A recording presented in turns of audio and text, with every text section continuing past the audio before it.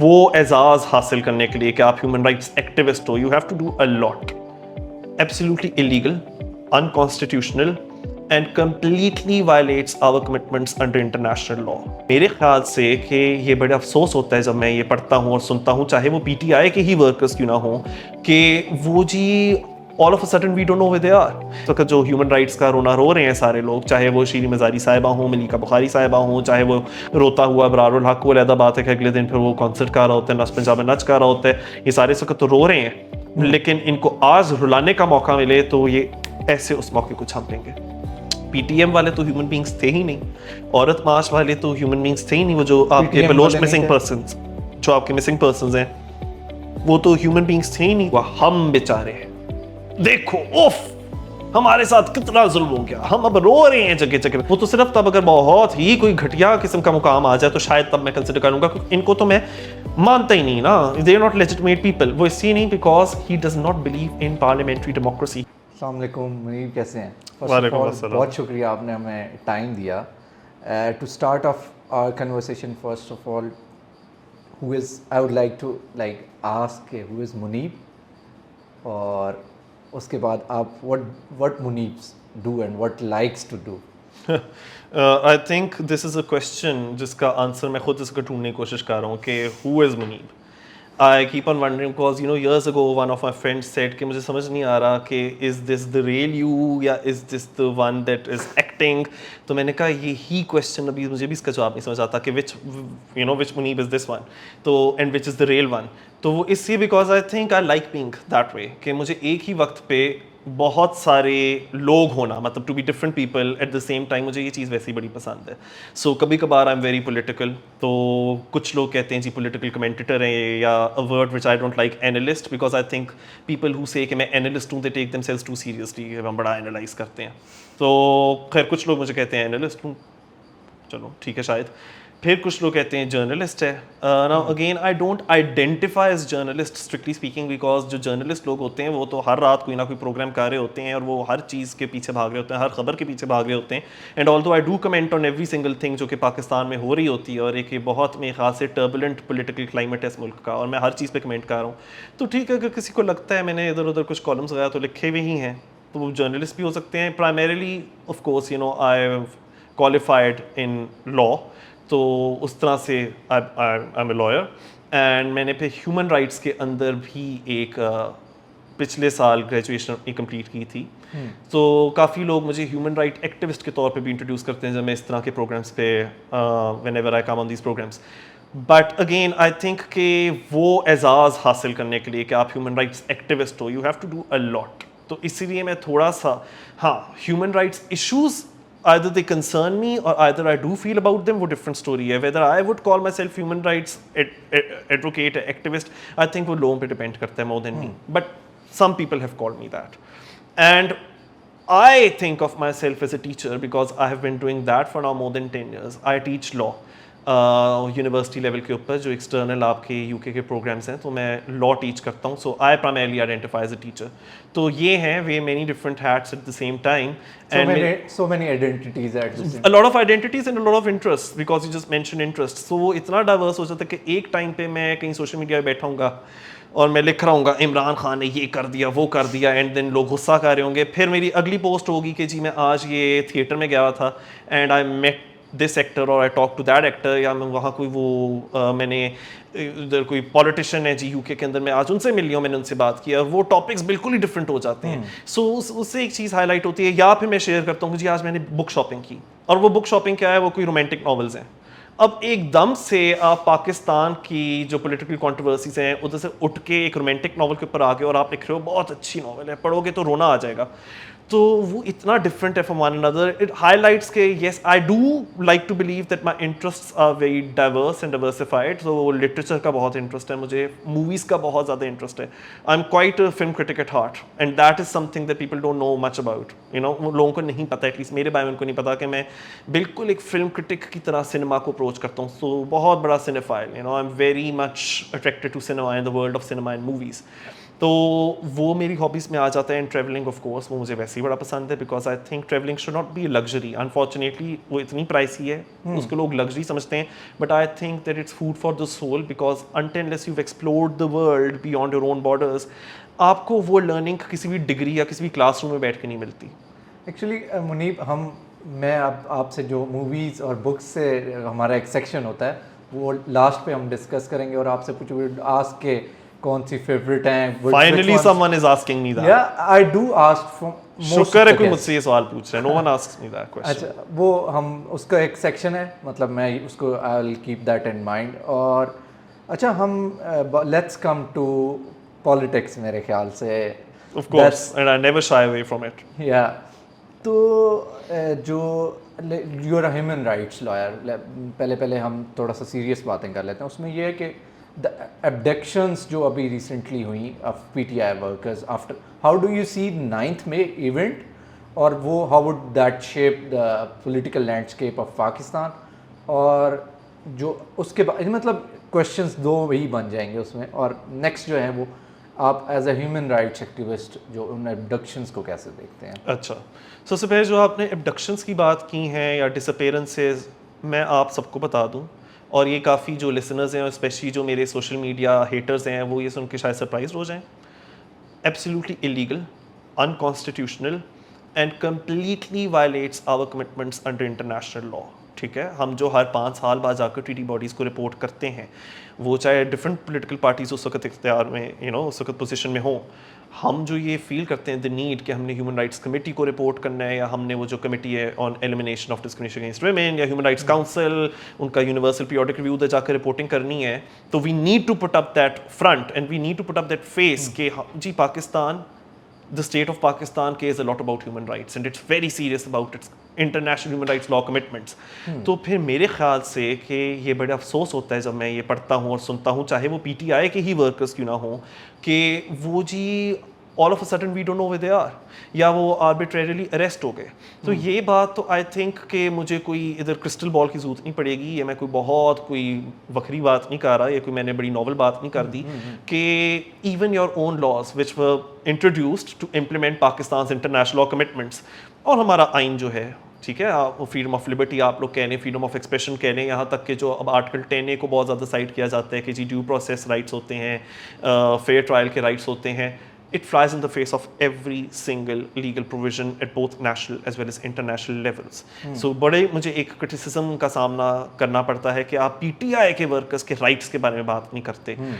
इस वक्त जो मैं बात कर रहा हूँ, मैं उन इंडिविजुअल्स के राइट्स की ज़रूर बात कर रहा हूँ, not because they belong to PTI but because I know, नहीं तो फिर जो मैं इधर बैठ के कह रहा हूँ जी मैंने लॉ पढ़ा है, मैंने ह्यूमन राइट्स पढ़ा है, तो फिर मैंने क्या पढ़ा है उसके अंदर, अगर मुझे इतनी बेसिक सी बात नहीं पता कि there is absolutely no justification for denying the right to fair trial, there is absolutely no justification for if any act of torture और क्रूअल डिग्रेडिंग ट्रीटमेंट और पनिशमेंट टेक्स प्लेस।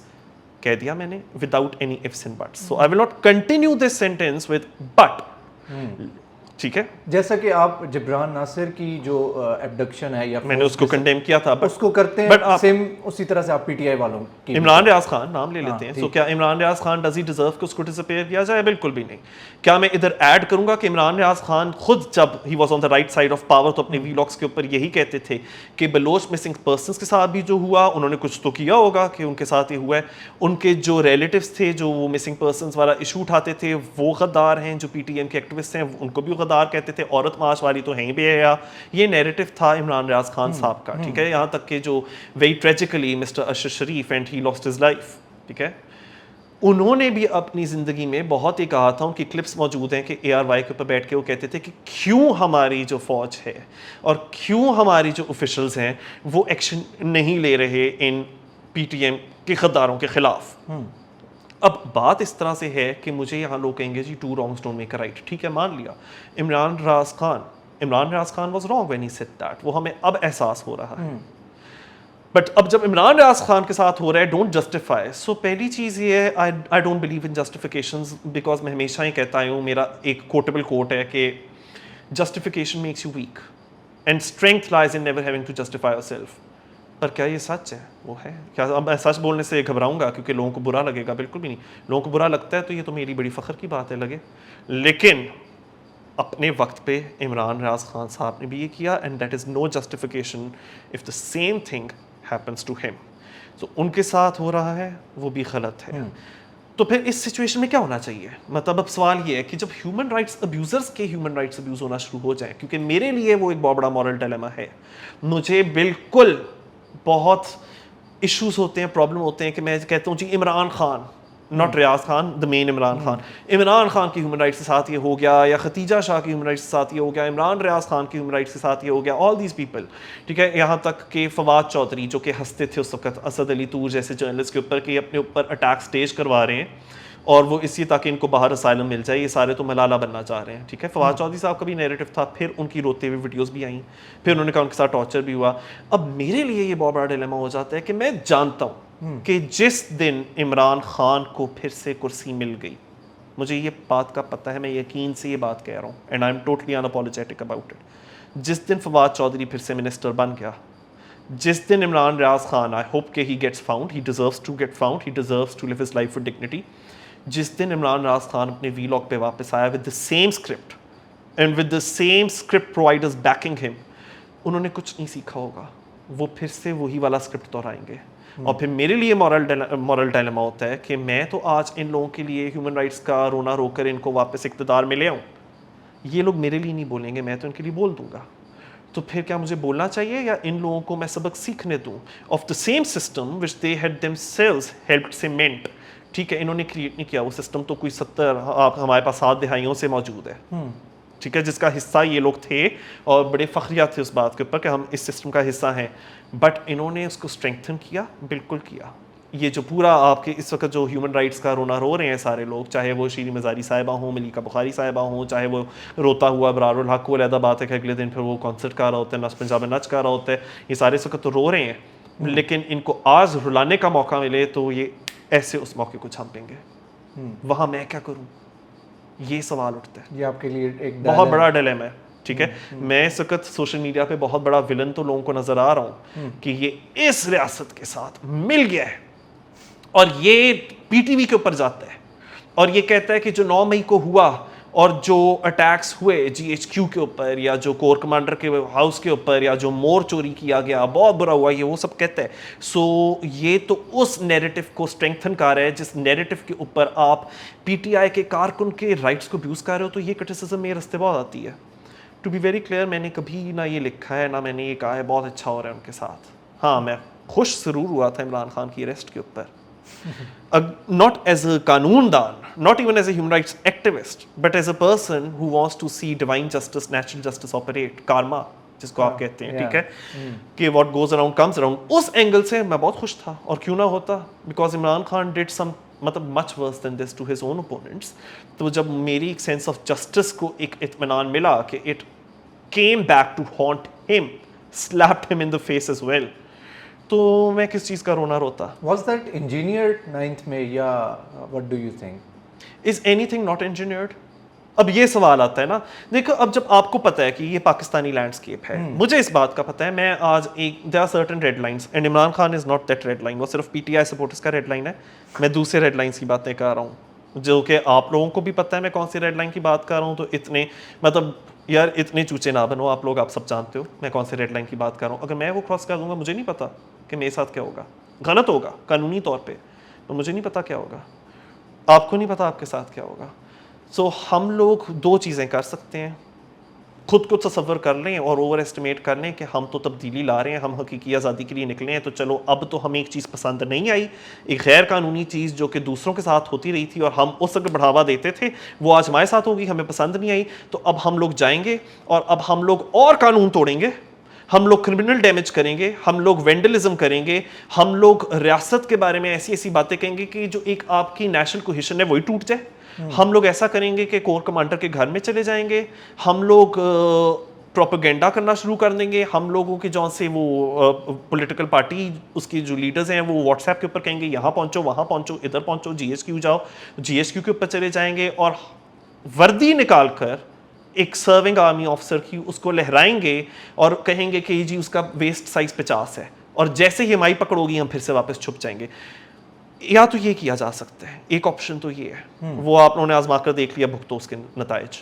दूसरी ऑप्शन ये है कि यू अंडरस्टैंड कि ये जो एक सिस्टम है जिधर पॉलिटिकल इंजीनियरिंग होती है, जिधर आर्बिट्ररी अरेस्ट्स होते हैं, that has been in place and that has been put in place over a very long period of time. ये रातों रात नहीं हुआ था, ये हुआ था आप में से ही जो लोग हैं उनके सपोर्ट के साथ। उसको अगर आपने चेंज करना है, उसमें अगर आपने रिफॉर्म लाना है, रिएक्शनरी नहीं, आप क्या करते हो, आप फिर एक प्रिंसिपल स्टांस लेते हो, वहाँ उसूल आते हैं। ये नहीं हो सकता कि एक चीज़ मेरे खिलाफ जा रही है, वहाँ मुझे सारे उसूल याद आ जाए, पर जब मैं पावर की राइट साइड पे हूँ तो मैं वो उसूल भूलकर दूसरे लोगों को विक्टिमाइज करना शुरू कर दूँ। This is not how principles work.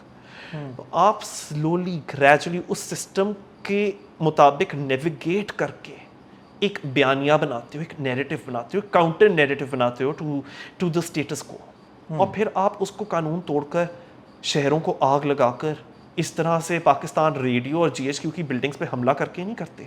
आप सिस्टमेटिकली उसी तरह से, चलो 7 दिहाई में आप वो सिस्टम जो जिसको आप चैलेंज करना चाह रहे हो, जिसको आप रिफॉर्म करना चाह रहे हो, वो तो 7 दिहाई में बना। 7 दिनों में वो सिस्टम नहीं बदलता। मैं ये भी नहीं कह रहा कि आप भी 7 दिहाई वेट करो, but you have to be very patient. छोटे स्टेप्स ले सकते हो, little steps such as grass roots movements जो पाकिस्तान के अंदर मुझे नजर आती हैं, चाहे वो हुकूक खल्क हो, ठीक है, वो एक पार्टी है, और वो किस चीज़ की बात करते हैं, वो क्लास सिस्टम और क्लास ऑपरेशन, ठीक है, उसके बारे में उसको चैलेंज करते हैं, और उसके अंदर देखते हैं कि how successive governments they shook hands with the business tycoons and property tycoons, और किस तरह से उन्होंने मिलकर आपके जौन से वर्कर्स हैं, जो आपके हैव नॉट्स हैं सोसाइटी के अंदर, जो इतने प्रिविलेज नहीं है, उनको और ज़्यादा ऑप्रेस किया और अपना ताबे बना दिया। उसी तरह से औरत मार्च मूवमेंट, जिसको यही आज की जो सो कॉल्ड रेवोल्यूशन से PTI वाले नफरत करते हैं, वो ग्रास रूट्स मूवमेंट है। आप उनका सिर्फ मेरा जिस्म मेरी मर्जी देखते हो, और जो आपकी गंदी किस्म की ज़हनियत है वो उन पे प्रोजेक्ट करके उन पे थोपर लगा देते हो। आपको उनका मंशूर नहीं नज़र आया, आपको उनके मैनिफेस्टोज नहीं दिखाई देते, जिस पे वो क्लास इनइक्वालिटी को भी इरेडिकेट करने की बातें करते हैं, जिसमें वो पर्टिकुलरली जो ख़वातीन हैं और जो उनकी सोशल इनइक्वालिटीज़ हैं।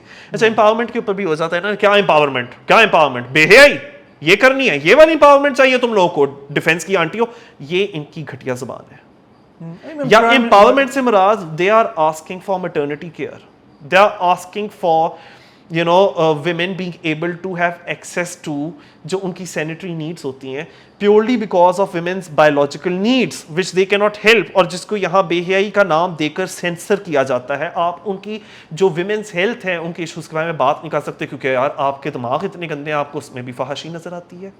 वो उसको हाईलाइट करती हैं, वो हाईलाइट करती हैं कि इक्वल इकोनॉमिक अपॉर्चुनिटीज़ होनी चाहिए, और वो कितना ज़्यादा, मतलब मैं कौन होता हूँ बात करने वाला, वो तो हमारे जौन सी वो औरत मार्च की जो ऑर्गेनाइजर्स हैं और जो फेमिनिस्ट हैं, वो उसके बारे में बेहतर तफसीलात दे सकती हैं। I am no one to mansplain here, लेकिन मतलब मुझे कुछ आइडिया है कि what they are asking for. आपने उसको गंदा कह दिया, उसको वो तो नहीं शहर जला रहे थे, उनको तो NOC भी नहीं मिलता था। अभी ये मैं इस वक्त इस्लामाबाद में मौजूद हूँ, F9 के अंदर जौन से रेप इंसिडेंट्स अभी हमें पता चले इस साल कम से कम कोई 3 हुए थे, उसके खिलाफ भी टेस्ट करना चाहिए थी, तो उनको उसका NOC नहीं मिलता। और फिर मुझे ये लोग कहेंगे कि हाँ ये देख लो PTM गवर्नमेंट बैठी, उन्होंने NOC नहीं दिया। आई एम सॉरी, लेकिन तुम लोगों की PTI गवर्नमेंट के दौरान भी हालात के बड़े अच्छे नहीं थे। 2021 के अंदर भी उन लोगों ने जो ये नूर मुकद्दम का जो इंसिडेंट आया, उससे पहले भी जो और रेप इंसिडेंट्स थे, उसके खिलाफ मुझे पता है पर्टिकुलरली 2021 से फैसलाबाद के अंदर उन्होंने प्रोटेस्ट रखना चाहिए थी, औरत मार्च वालों ने, और उनको NOC नहीं मिला था। औरत मार्च का NOC नहीं मिला, आपको पता है? PDM गवर्नमेंट में भी नहीं मिला, PTI में भी नहीं मिला। So don't you dare co-opt, don't you dare tell me that you are feminist allies, you are not.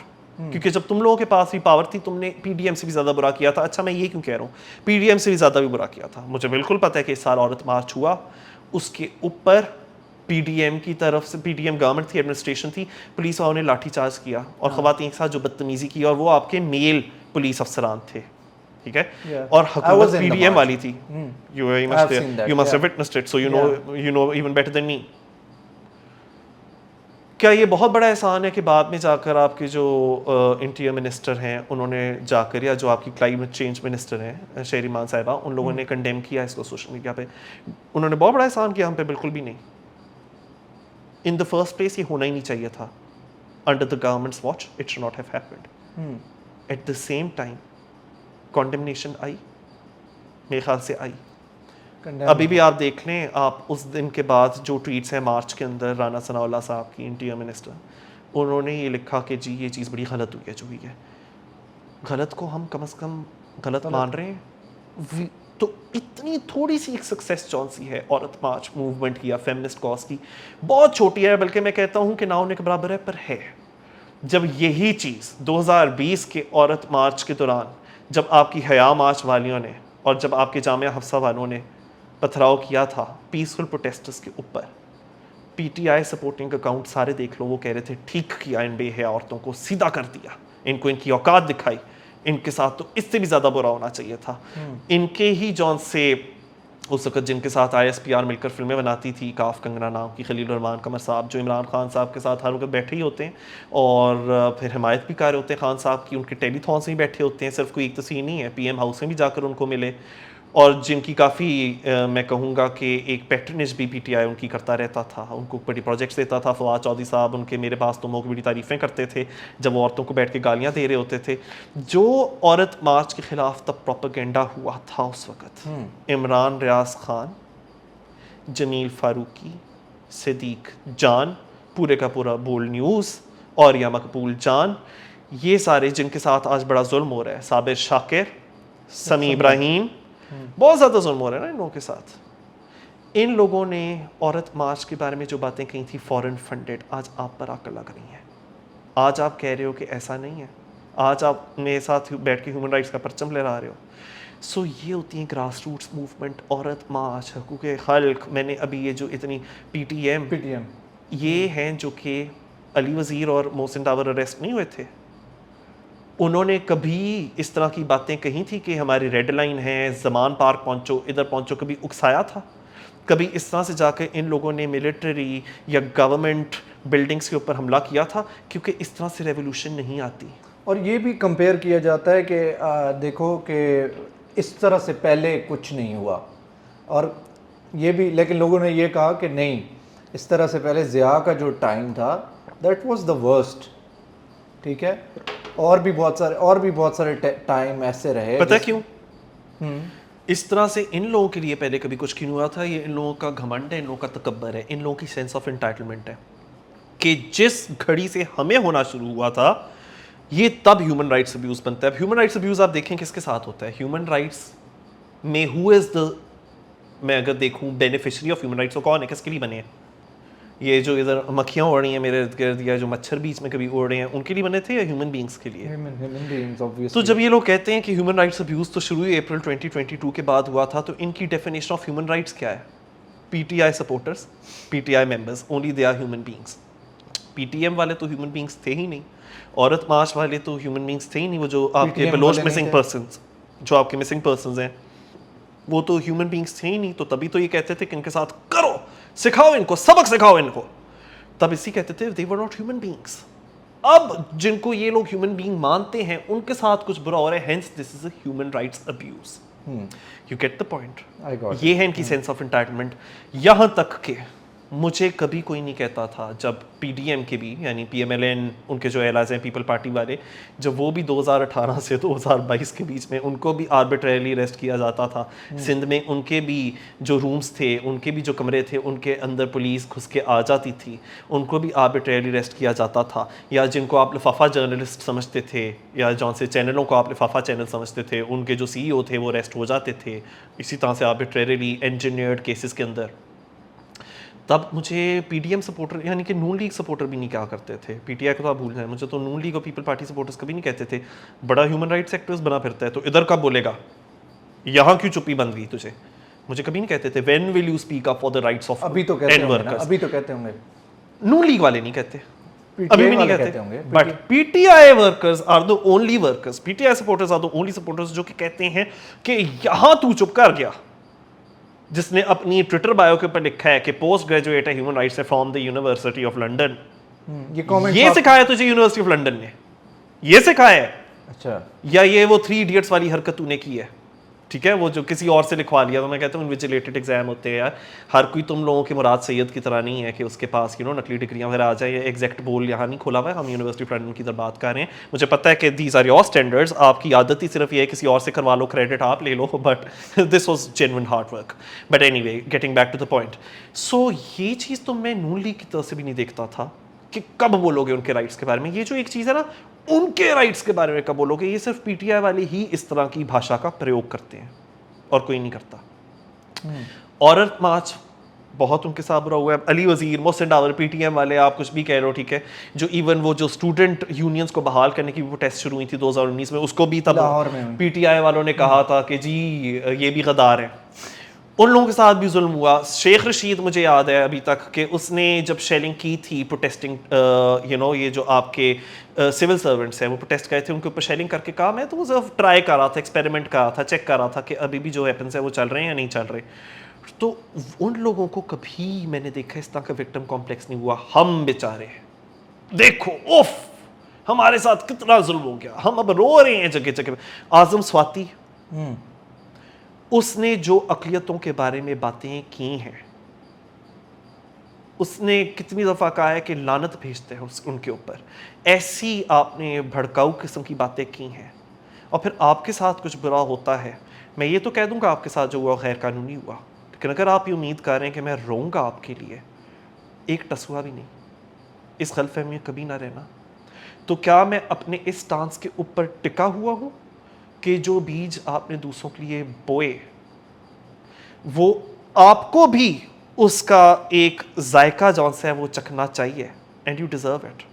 मैं अपने स्टांस से हटने लगा हूँ कभी भी नहीं। लोग मुझे गिल्ट ट्रिप पर लेकर जाते हैं। 9 मई को इमरान खान अरेस्ट हुआ और मैंने कहा कि जो इसने एक सिस्टम, उसकी ये आवाज़ बना था, he was the spokesperson of this oppressive system, very good, he is getting a taste of it. And people, even by the way my fellow liberals, they try to make me feel guilty about it, and I love my fellow liberals. I think वो high moral ground जो ले रहे थे, जो मुझसे नहीं लिया जाता, मुझसे बहुत बेहतर है। They much better people than me. पर वही बात है, मैं प्रिटेंड नहीं कर रहा कि मैं बहुत अच्छा हूँ और मैं बहुत हाई मॉरल ग्राउंड लूँगा। मुझे ये बिलीव होता है, I sincerely believe in it, कि प्रिंसिपल्स और असूल बहुत अच्छी बातें होने चाहिए, but if it's principles versus lessons, तो फिर लेसन्स आर मोर इम्पॉर्टेंट। क्यों? क्योंकि जब तक आपको ये you don't feel the pinch, आपको चोट नहीं पड़ेगी, आपको कभी ये नहीं पता चलेगा दर्द क्या चीज़ होती है, और क्यों मैं दूसरे के ऊपर वो दर्द कभी भी ना इम्पोज करना चाहूँ या इन्फ्लिक्ट करना चाहूँ जो मेरे ऊपर हुआ था। So I think you have to go through the drill to understand why it is bad. इन लोगों को अभी तक वो समझ नहीं आई, क्योंकि क्या होता है, ये लोग रोते हैं थोड़ा सा टीवी के ऊपर आकर और इन लोगों को रिलीफ मिल जाती है। ये कोर्ट में शक्ल दिखाते हैं, हमारे सामने आ रहा है जी, खान साहब को यहाँ बेल मिल गई, वहाँ बेल मिल गई, उधर मिल गई, इधर मिल गई। ये वाली बेल अली वजीर को क्यों नहीं मिली थी, मोहसिन डावर को क्यों नहीं मिली थी? और उसी फेरोसिटी के साथ पीटीआई वाले क्यों नहीं कहेंगे कि बहुत बुरा हुआ था जो अली वजीर के साथ हुआ। आप सिटिंग एमएनए और आपको बस आउट ऑफ नोवेयर उठा लिया जाता है, and no one even speaks up for you. Aurat March बिल्कुल निहत्ती, उनकी प्रोटेस्टर्स उन पे पथराव होते हैं, वो बड़ा गलत होता है। आज तक ये कहते हैं किधर है वो औरत मार्च वालियाँ, फेक फेमिनिस्ट्स, ठीक है। यहाँ तक कि मलिका बुखारी भी यही लिख रही थी, सूडो फेमिनिस्ट्स, इस तरह की बातें आप लिखते हो। तो मेरे ये कहने का मतलब है, जब तक आप खुद नहीं, आपको नहीं पता चलेगा, when you not at the receiving end of a system which you had yourself strengthened, तो फिर आप कभी नहीं सुधरोगे, और जब तक आप नहीं सुधरोगे तो मुझे चैन नहीं आने वाला। तो इसलिए जब मैं देखता हूं कि आपके ऊपर आकर वही पड़े हैं जिन्होंने आपको बनाया था, जिन्होंने आपको पावर दी थी, आज वही आप पे पड़ गए हैं, मुझे बहुत खुशी होती है देखकर। मैं नाटक भी नहीं करता रोने का। और मैंने एक दफ़ा अबरारुल हक टीवी पर रो रहा था, मैं नहीं रोया। फयाजुल हसन शाह, खैर वो तो रो नहीं रहा, वो तो बुराइयां कर रहा है। आज तुम लोगों को बहुत बुरा लग रहा है, आज आप लोगों को फिरदौस आशिक अवान बहुत बुरी लग रही है। तो जब तब मैं कहा करता था कि फिरदौस आशिक अवान ने जब एक सिविल सर्वेंट के साथ बदतमीजी की थी कैमरा के ऊपर, just to earn a few points on social media, जब वो एक पीपल पार्टी के कारकुन हैं, उनके साथ हाथापाई कर रही थी टीवी चैनल पर बैठ के, आप उनको चेयर ऑन कर रहे थे, आज वो आप लोगों के बारे में क्या कह रही हैं, तो वो आज बुरी हुई हैं। सो ये चीज़ कभी पहले नहीं हुई थी। इन लोगों की हिस्ट्री सिर्फ 2022 में शुरू होती है। इनकी जो तारीख है वो अप्रैल 2022 में शुरू हुई थी। ये होती है प्रिविलेज, ये होती है सेंस ऑफ एंटाइटलमेंट। जिधर आप कहते हो ह्यूमन राइट्स अब्यूज तो पहले कभी हुए नहीं थे, क्योंकि वो तो इंसान ही नहीं है। अच्छा, एक हम ऑफ द रिकॉर्ड बात कर रहे थे, वो ये थी कि जो ओवरसीज़ पाकिस्तानी है, ठीक है, आई वुड लाइक टू, आप भी बहुत सारों से मिलते हैं। नहीं मिलता, नहीं। सो मैं लंदन से भी होकर आया हूँ। I make sure Avenfield से बिल्कुल ना गुजरूँ, क्योंकि तो मुझे यही गंदा टोला मिलेगा।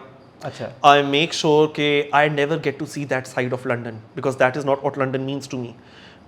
बहुत गलत लोग हैं, बड़े ख़राब लोग हैं, और मैं अपनी तौहीन समझता हूँ कि मैं इन लोगों के साथ एक ही जगह पे बैठा हूँ या खड़ा हूँ। क्यों?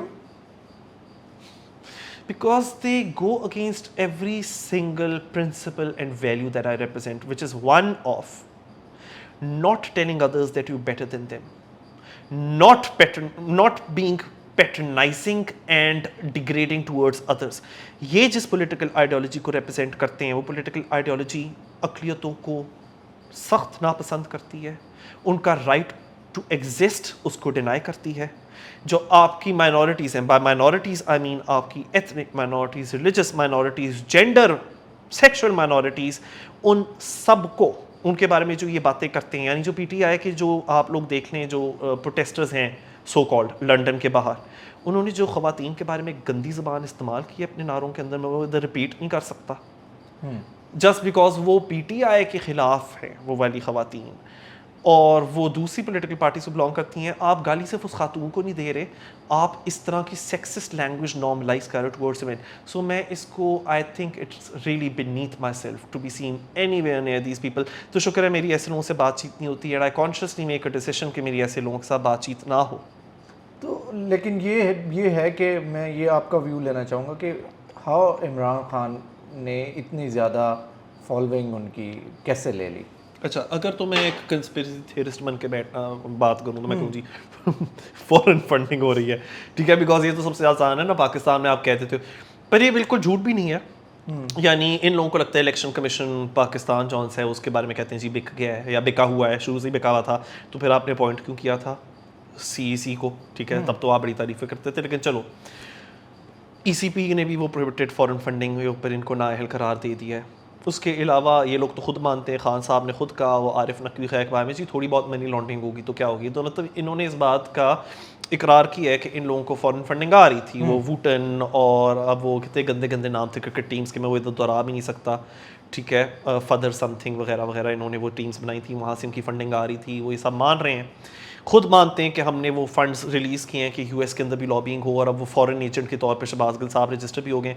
तो एक तो आई थिंक कि their lobbying tactics are very good, ठीक है। अब ये जो मैंने भी बात की, आप एक बयानिया बनाते हो, आप एक नैरेटिव बनाते हो, नैरेटिव भी दो किस्म के होते हैं, एक उस तरह के नैरेटिव्स होते हैं जो औरत मार्च टाइप, या जो आप कह रहे हो ये हुकूक खल्क पार्टी, जो आप कह लो कि ये जो मजदूर किसान पार्टी, इस तरह के नैरेटिव्स होते हैं जिसमें आप बड़ा एक प्रिंसिपल्ड, बिना मिर्च मसाला लगाए हुए, आप फैक्ट्स के ऊपर backed by sources, relevant evidence एक नैरेटिव बनाते हो, और उसको स्टेप बाय स्टेप आप बिल्ड करते हो over a period of time, और फिर आप अपनी ऑडियंस के जहन में बात लाते हो कि ये भी काउंटर नैरेटिव है than the one that the establishment और the status quo has been narrating. दूसरा होता है facts don't count, evidence doesn't count, और आप लोगों के जो जज्बात हैं, जो इमोशंस हैं, उसको भड़काते हो, आप पॉपुलिज्म का साथ लेते हो, आप उस पर स्वीपिंग स्टेटमेंट्स देते हो, और उस तरह से आपको ज़्यादा बड़ी ऑडियंस मिलती है। वो है जो पीटीआई ने बहुत सक्सेसफुली किया है, which would be the envy of PMLN and people's party, and even they can not do it.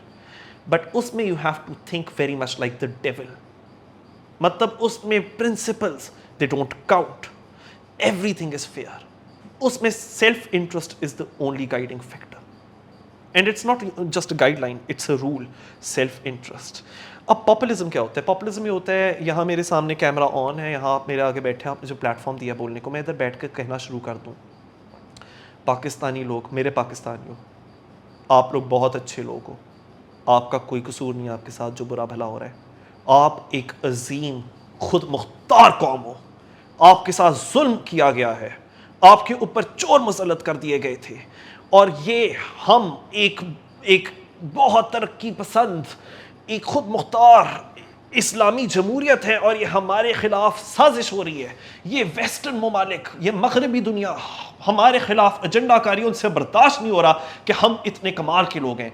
ये आप लोगों के पास जो नौकरियां इस वक्त नहीं है ना, आप लोग ग्रेजुएट करते हो, आप लोगों के पास डिग्रियां भी आती हैं तो नौकरियां नहीं मिलती, वो मारूसी सियासत की वजह से नहीं मिलती। ये जो बड़े बड़े जो बिजनेस लीडर्स हैं, जो बड़े बड़े सियासतदान हैं, और आप इस पूरी चीज़ के अंदर bye the way military establishment का नाम ही नहीं ले रहे, क्योंकि आप उन्हीं के साथ तो बैठ कर अपना यूनियन फॉर्म करोगे। लेकिन ये जो सियासी तबका है, इन्होंने सारी पोजीशंस अपने बच्चों को दे दी, जो कि सच है बाय द वे। सो जिस तरह एक टूटी हुई घड़ी, एक ब्रोकन क्लॉक भी दिन में 2 दफ़ा तो सही टाइम बताई देती है, तो इनके नैरेटिव के अंदर भी कुछ सच्चाइयाँ भी होती हैं बाय द वे, लेकिन उसमें कंसिस्टेंसी नहीं होती। जिस दिन को झूठ बोलना पड़ता है वहाँ ये झूठ भी ऐड कर देते हैं। तो ये आप लोगों का कसूर नहीं है, ये आपके साथ किया गया, you are victims. And what you need right now is, because ये बुरा वो बुरा, बुरा कौन? ये जो लिफाफे जर्नलिस्ट हैं ये बुरे। बुरा कौन? जो मेरे पॉलिटिकल ओपोनेंट्स हैं वो बुरे, जिन्होंने के अपनी पॉलिटिकल डायनेस्टीज बनाई हैं इतने सालों से। ये तो कुछ ठीक नहीं कर सके, तो उसका मतलब कि ये ठीक नहीं कर सक रहे, दरअसल यही जड़ है हर खराबी की। इन लोगों ने बुरा किया जो कुछ किया है। बुरा कौन है? ये जो लिबरल, खूनी लिबरल माफिया, ये बुरे हैं। बुरी कौन है? ये जो फेमिनिस्ट हैं, फॉरेन फंडेड। बुरे कौन है? ये जो गद्दार हैं, ये जो आपके पश्तून नेशनलिस्ट हैं, ये जो आपके बलोच मिसिंग पर्सन। कौन से मिसिंग पर्सन्स? एमी लोगों ने कहानियां बना ली ताकि इन लोगों को असाइलम मिल जाए। तो फिर कौन आपको बचाएगा? क्योंकि आप तो बहुत अच्छे हो, पर आपको अभी तक नुमाइंदगी नहीं मिली। आप लोग, यू डिजर्व कि आपके पास इस वक्त वो सारे पैसे हों जो कि इन चोरों ने अपने पास रखे हुए हैं। आपके पास आज नौकरियां नहीं है, मैं करोड़ों नौकरियां बनाऊंगा। You deserve that, you deserve the best. मैं कोई अच्छा नहीं हूं, मेरा कोई कमाल नहीं, कमाल तो आपका है। मेरे पास तो सब कुछ है, मेरे पास तो, मैंने भी इस सिस्टम से बेनिफिट किया है। मैं भी कह रहा हूं कि आप लोग डिजर्व करते हो, मेरे से ज्यादा आप लोग डिजर्व करते हो। लेकिन हां, you need a saviour, because आप लोगों के पास वो आवाज नहीं है जो मेरे पास है। तो कोई तो है जो कि आपकी आवाज बनेगा। मैं बनूंगा, नॉट बिकॉज मैं आपसे बेहतर हूं, बट बिकॉज इस वक्त I have some representation, some clout and some privileges I've had. मुझे वो पढ़ाई लिखाई करने को मिल गई जो आप लोगों को नहीं मिली। मुझे किस्मत से वो एक पोजीशन मिली, शुक्र है कि मुझे पोजीशन मिली, मेरा कोई कमाल नहीं है, जो कि आप लोगों को नहीं मिली। पर अब जब मुझे मिली गई है तो मैं आपकी आवाज़ बनूंगा और मैं तब्दीली लाऊंगा और मैं सुनामी लाऊंगा। And I am your saviour. So vote for me, because by voting for me you not voting for me but you voting for yourselves. ये वाली बात आप भी करेंगे, मैं भी करना शुरू कर दूं। आप देखें, हमें लोग बड़ा पसंद करेंगे। मैं आज आपके इस पॉडकास्ट में बैठ के कहूँ कि खान साहब हमारी रेड लाइन है, उन्होंने मसला कश्मीर का मुद्दा एक आलमी सतह पे उठाया, उन्होंने फलस्तीन के लिए अपनी आवाज उठाई, सलवार कमीज में गए वो उन्होंने कहा एब्सोल्युटली नॉट। ये वो वाहिद बंदा है जिसके कॉल ऑफ फेल में कोई तजाद नहीं, और ये सिर्फ इसलिए किया जा रहा है क्योंकि उन्होंने एब्सोल्युटली नॉट कहा। ये सिर्फ इसलिए कहा जा रहा है क्योंकि उन्होंने कहा कि मैं चोरों को एनआरओ नहीं दूंगा। और आपने हमारे खान साहब के साथ, आपने हमारे खान साहब के साथ इतना ज्यादा जुल्म किया। मैं इस तरह के अगर नैरेटिव आपके पॉडकास्ट से बैठ के करना शुरू कर दूं, देखना मुझे इतनी पजीराई मिलेगी, मुझे लोग इतना पसंद करेंगे, आई विल गेट अपलॉज, मेरी सोशल मीडिया फॉलोइंग बढ़ जाएगी मिलियंस में, और मुझे शायद पीटीआई से कॉल भी आ जाए, हम चाहते हैं आप हमारे वीलॉगर बन जाओ। Because well if I were to sell PTI, अगर मुझे करना पड़े, ये मेरे अंदर एक टैलेंट है बाय द वे, मैं बहुत अच्छा बयानिया बना सकता हूँ। मैं 2 मिनट में आपको प्रूफ कर सकता हूँ इसी पॉडकास्ट के ऊपर बैठ के, इमरान खान से बेहतर बंदा और कोई है नहीं। अगर मैं करना चाहूँ तो आई कैन डू दैट। उसके लिए आपको एक अलग पॉडकास्ट रखना होगा 1 घंटा, और उसके अंदर I can play that role, और मैं आपको 1 घंटे में साबित कर दूंगा इमरान खान से बेहतर बंदा और कोई नहीं है जो इस मुल्क को बचा सके। आई can do that. Why don't I do that? Because I cringe at the very idea of saying what I don't believe in. Populist narratives, मुझे वो सुन के क्रिंज होती है। सो I would never buy into them, and I would never ever be spreading those. They are propaganda, they are lies. आप मखदूम शहाबुद्दीन की तरह भी बोल रहे थे, बिल्कुल that was like similar. I was Makhdoom Shahabuddin की और मेरी थोड़ी सी हिस्ट्री है, वो ये कि उस वक्त आई थिंक कि he was not the Makhdoom Shahabuddin when he was, ठीक है। वो मेरे फेसबुक फ्रेंड भी थे और ही वाज वेरी काइंड कि वो मेरी बड़ी बातें अप्रिशिएट करते थे कि मैं इंडियन मीडिया पे जाता था एंड वही वाली बात बड़े धड़ल्ले से अपनी बात सुनाता था अर्नब गोस्वामी जैसे लोगों को कि don't you dare and I used to mean it. So मैं ये नहीं कहा जी बड़ा गलत किया, मैं आई नेवर से दैट कि बड़ा गलत किया. वो अपनी जगह बात ठीक थी. I don't agree with Narendra Modi's politics, I don't agree with Arnab Goswami's right wing, but मैंने उस वक्त देखा था कि that was the easier thing to do. देखिए मैं आज इधर बैठ कर कहना शुरू कर दूँ जी इसराइल बहुत गलत, भारत बहुत बुरा, मैं अगर ये कहूँगा वो तो बड़ा आसान है मेरे लिए क्रिटिसाइज करना. मुश्किल तब होता है जब आप अपने अंदर के लोगों को बताते हो, अपने ही लोगों को बताते हो कि दरअसल आप भी जो कर रहे हो वो भी कोई बड़ा मुख्तलिफ नहीं है. आप भी नरेंद्र मोदी ही हो, आप भी अर्नब गोस्वामी ही हो, माइनॉरिटीज़ यहाँ पे भी नहीं सेफ, आप भी कोई बड़े अच्छे नहीं हो, आप भी बिल्कुल वो, तो मैं आपको भी उतना ही नापसंद करता हूँ. वो ज़्यादा मुश्किल है. और मैंने यही this conversation I had with my self, तो मैं मखदूम शहाबुद्दीन ने भी वाह कर दी है, बहुत अच्छी बात है, and that's very kind of him and I appreciate that. Thank you once again, I would like to thank him कि आपने मेरे बारे में तब कुछ अच्छा बोला था मुझे, आपने कहा था कि आप बड़ा अच्छा बोलते हो, थैंक यू. लेकिन I ask myself okay ठीक है मैंने वाह तो बहुत बटोर ली, but do I really feel proud of myself? Do I think I have done the difficult thing? No I haven't. So if you want to feel a complete person, do the difficult thing.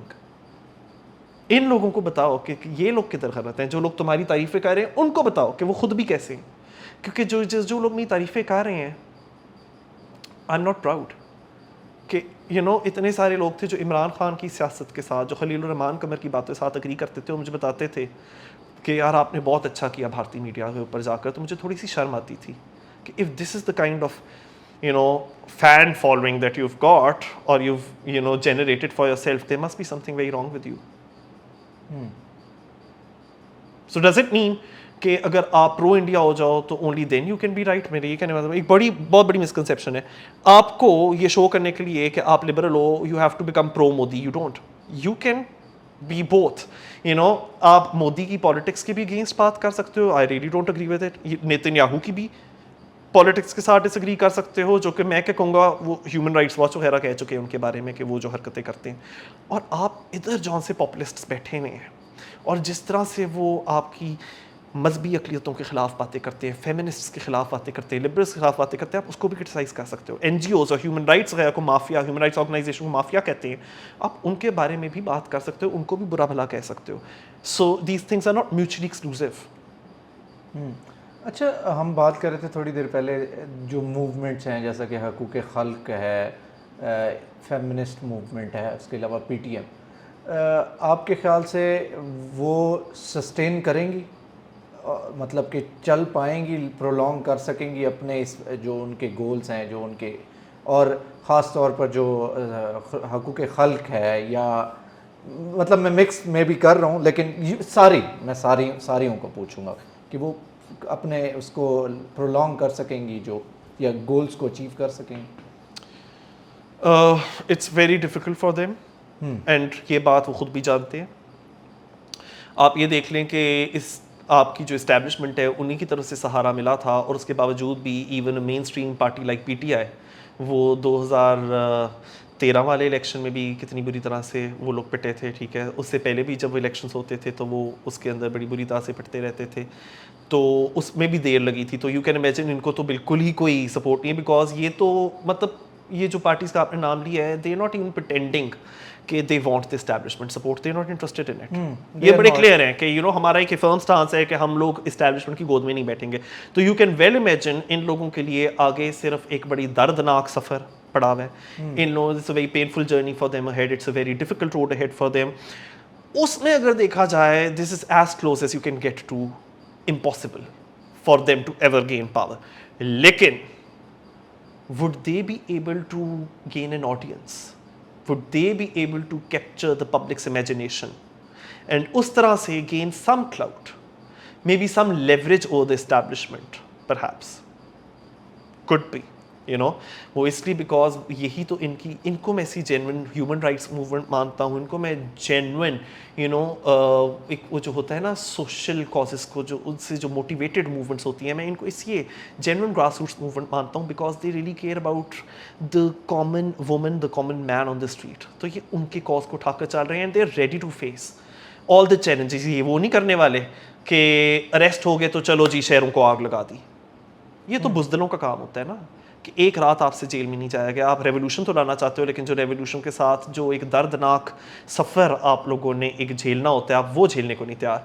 वो तो आपकी जौन सी ये fake movements होती हैं, fake हकीकी आज़ादी movements या फेक तब्दीली मूवमेंट्स, वो ऐसा करती हैं। जब आप बात करते हो हुकूक खल्क, तो आप यही देख लें कि जो उनके फाउंडर हैं वो भी जेल में गए थे, उनको सिंबल ऑफ डेंजर्स कह दिया था या पता नहीं कुछ ऐसा कह दिया था FIR के अंदर उनके खिलाफ। ठीक है, सारी टीचिंग की जो जॉब्स थी वो सुबह 4 बजे आकर आप उनको उठा के ले जाते हो। उन्होंने तो कोई रोना धोना नहीं डाला था। हाँ, उन्होंने उसके बारे में बात की, आज तक बात करते हैं, बनता है, बात तो होनी चाहिए, लेकिन इंसाइट नहीं किया। तो उस तरह से अगर देखा जाए तो क्योंकि वो लोगों के इमोशंस को नहीं भड़का रहे, तो आई एम सॉरी बट फिर इस तरह की जो मूवमेंट्स हैं उनको एक ट्रैक्शन हासिल करते हुए बहुत अरसा लगेगा। जो मैंने भी कहा है ना, जो मैंने इधर एक पूरा एक एक्टिंग करके आपको दिखाई है कि अगर ये आप करो तो रातों रात आपको क्लिक्स मिलती हैं, because it sells, because you know why people have low concentration span. तो लोग इतनी आराम से नहीं बातें सुन सकते कि जी ये एक ह्यूमन राइट्स एडवोकेट है और ये एक बात कर रहा है और ये एक बयानिया बना रहा है, तो ज़रा सुनते हैं, क्रिटिकल थिंकिंग कर रहा है, एनालिसिस कर रहा है, क्रिटिकल एनालिसिस हो, वो नहीं, आप सुनते हो ये बातें, ये तो गद्दार है, ये तो फॉरेन फंडेड है, इसने तो अमेरिका के साथ जाकर हाथ मिला लिए हैं, ये तो भारतीय एजेंट है, इसने तो नेपाल में मोदी के साथ बैठकर सीक्रेट मीटिंग की है। लोग ये सुनना चाहते हैं because negativity sells, populist negative sell. वही वाली बात है अगेन, ये जो आपने अभी जो भी पार्टी के मेरे साथ नाम लिए हैं, हुकूक खल्क आप कह रहे हैं, it's not a political party, PTM कह रहे हैं, या even not a political party but a movement, औरत मार्च जी, वो उनमें और PTI जैसी पॉपुलिस्ट मूवमेंट्स में बड़ा फ़र्क है। और वो ये कि ये औरत मार्च हो जाए, वो PTM हो जाए, वो आपको कभी यानी अवाम को कभी ये नहीं कहेंगे आप लोग बड़े अच्छे हो, आप लोगों का कोई कसूर ही नहीं है, आप लोगों के साथ जो ये हो रहा है ये सिर्फ अमेरिका करवा रहा है, ये सिर्फ भारत करवा रहा है, वो ये कभी नहीं कहेंगे। वो आपको अनकंफर्टेबल ट्रूथ्स भी बताएंगे कि there is also something very wrong with you guys, you are also part of the status quo. And you know, एक ये जो मॉब मेंटेलिटी है, एक ये जो प्रॉब्लमेटिक मेंटेलिटी है, यू नो, जिसमें आप एथनिक माइनॉरिटीज़ के साथ डिस्क्रिमिनेट करते हो, आप उनको उतना ही बुरा ट्रीट करते हो जितना इजरायली रियासत फ़लस्तीनी को बुरा ट्रीट करती है, आप अपने भी अक़लियतों के साथ बिल्कुल ऐसे ही बर्ताव करते हो। वो आपको इस तरह की अनकम्फर्टेबल ट्रूथ्स बताती है। आप मिसोजिनिस्ट हो, आप सेक्सिस्ट हो, आपकी जौन से कॉमन पब्लिक डिस्कोर्स है उसमें जिस तरह से आप ख़वातीन के बारे में बात करते हो, जो आपके व्यूज़ हैं about women and their gender roles, वो बहुत ज़्यादा प्रॉब्लमेटिक हैं। वो इस तरह की अनकंफर्टेबल ट्रूथ्स भी बताते हैं। जबकि PTI क्या कहता है, मैंने भी आपको बताया था, आप तो बहुत अच्छे हो, बुरे सिर्फ ये हैं, ये जो हमने चंद गिनवा दिए हैं, यानी जो आपकी पॉलिटिकल लैंडेड जेंट्री है वो बुरी है, जो लिफाफे हैं वो बुरे हैं, जो लिबरल हैं, जो फेमिनिस्ट हैं वो बुरी हैं, आप बहुत अच्छे हो। तो इसलिए लोग ये सुनना चाहते हैं। पीपल वांट वैलिडेशन कि यार मुझे जॉब नहीं मिली, मुझे पढ़ने का मौका नहीं मिला, उसमें मेरा कोई कसूर नहीं था। खैर काफ़ी लोगों का नहीं कसूर होता क्योंकि पढ़ाई का मौका लोगों को नहीं मिलता, they don't have economic. But मैं ऐसे बड़े लोगों को जानता हूँ जिनको पढ़ाई का मौका मिलता है, लेकिन वो या तो चीटिंग के ऊपर या शॉर्टकट्स पे जेन लड़ा रहे होते हैं। वो जब ये सुनते हैं कि आपको डिग्रियाँ नहीं मिल रही हैं, आप फिर ड्रॉप आउट कर गए, आपने पढ़ाई छोड़ दी और नौकरियाँ नहीं आप लोगों को मिल रही, और आपका कोई कसूर नहीं है, कसूर तो ये लिबरल्स का है सिर्फ, उसको तो सुन के वैलिडेशन मिलती है। आपको यू नो कोई बीवी नहीं मिल रही, आपको कोई औरत नहीं मिल रही, वो इसलिए नहीं मिल रही क्योंकि आप सेक्सिस्ट बातें करते हो, आपके मिसोजिनिस्टिक व्यूज़ हैं, बड़े प्रॉब्लमेटिक व्यूज़ हैं, आपको इसलिए नहीं मिल रही क्योंकि यू नो पुअर यू, आपके साथ बहुत बुरा हो गया। आपको बहुत अच्छी कोई ना कोई वाइफ मिल जाएगी, even if you don't care about her, even if you don't give her rights as a woman, अगर सिर्फ आप लिबरल्स और फेमिनिस्टों को दुरुस्त कर लो, तो वो ये सुनकर वैलिडेटेड फील करता है। सो ओके फाइन, कंफर्म हो गया, मेरे अंदर कोई ख़राबी नहीं है, ये जो सारे ये जो वेस्टर्न इन्फ्लुएंस्ड लोग हैं इनका ज़रा हम तहस नहस फेरेंगे और सब ठीक हो जाएगा मैजिकली। सो उसकी वजह से भी यू नो जो आपकी पॉपुलिस्ट पार्टीज़ हैं वो भी रेवोल्यूशन की बातें करती हैं, वो भी कभी कभार एंटी इस्टेब्लिशमेंट नैरेटिव्स पेडल करती हैं, जो कि इस वक्त कर रही है PTI। वो इसलिए जीत रही होती हैं, वो इसलिए अवाम में एक मकबूलियत हासिल करती हैं जो कि आपके वो यू नो PTM वगैरह नहीं कर सकते, या जो आपके हुकूक खल्क नहीं कर सकते, वो इस वजह से नहीं हो रहा होता। अच्छा Munib, let's decode Al Qadir trust case. सबसे पहले मुझे बिल्कुल इस चीज़ के पता नहीं है, मुझे उन्होंने लिख के क्वेश्चन दे दिए और मैं भी ये किसने लिख के दिया? एस्टैब्लिशमेंट? नॉट एस्टैब्लिशमेंट, जो हमारे साथ गवर्नमेंट। कौन स्क्रिप्ट ले रहा है और लिख रहा है? कहाँ से लिफाफा लिया? लिफाफा नहीं लिया सर, जो हमारे साथ रमशा हैं वो काम करती हैं तो उन्होंने लिख के दिया। तो इसीलिए हर बात के ऊपर कंस्पिरेसी थ्योरी नहीं खेलते, ये मैं लोगों को कहना चाहता हूँ। अगर उन्होंने ये कह दिया, मुझे क्वेश्चन दिया हुआ है, उन्होंने बता भी दिया किसने दिया हुआ है जी। तो वैसे क्या है क्या बेसिकली अल कादिर ट्रस्ट केस? अच्छा, इसके ऊपर मैं जो कुछ भी कहूँगा ऑफ कोर्स उसका एक रद्द अमल भी होगा, उसका एक मैं कहूँगा कि दे विल बी रिबटल जो दूसरी साइड से होगा। नहीं, ऐसा नहीं है, ये वाला पॉइंट मिस कर दिया, वाला पॉइंट मोटा मोटा सिर्फ जो कि एक ले पर्सन को भी समझ आ जाए, वो ये कि, और अभी गार्डियन ने इसके ऊपर बड़ा इंटरेस्टिंग आर्टिकल लिखा है कि Malik Riaz, oh are we allowed to name on your platform? We are. So Malik Riaz था बहुत प्रॉपर्टी टाइकून, ठीक है, he who can not be named officially the Voldemort of this country. So उन्होंने प्रॉपर्टीज़ खरीदी जो कि बड़ी महंगी हैं, जो कि जॉर्जियन पीरियड के अंदर उधर बनाई गई थी, in Britain, like go back to 17th century when all these properties started flourishing in that area जिधर आपका बेलग्रेविया भी आ जाता है, एंड हाइड पार्क कॉर्नर, और उधर ही बल्कि एवनफील्ड भी है उस विसिनिटी के अंदर। So that's the poshest area in London that you could think of. वहाँ इन्होंने प्रॉपर्टीज़ खरीदी मलिक रियाज साहब ने, जो कि मतलब कि अच्छे अच्छे जो आपकी ब्रिटिश एलीट है वो भी नहीं अफोर्ड करती। इन्होंने जब वहाँ से वो हासिल किया, उनकी नेशनल क्राइम एजेंसी जिनका ऑफ कोर्स ये काम है, they got to find out कि they were of course very unsavoury means through which this properties are required. तो जिस तरह से ये प्रॉपर्टीज हासिल की गई और जो इसका एक मनी ट्रेल बन रहा था, they something fishy, they smell the rat, so they were something fishy about it.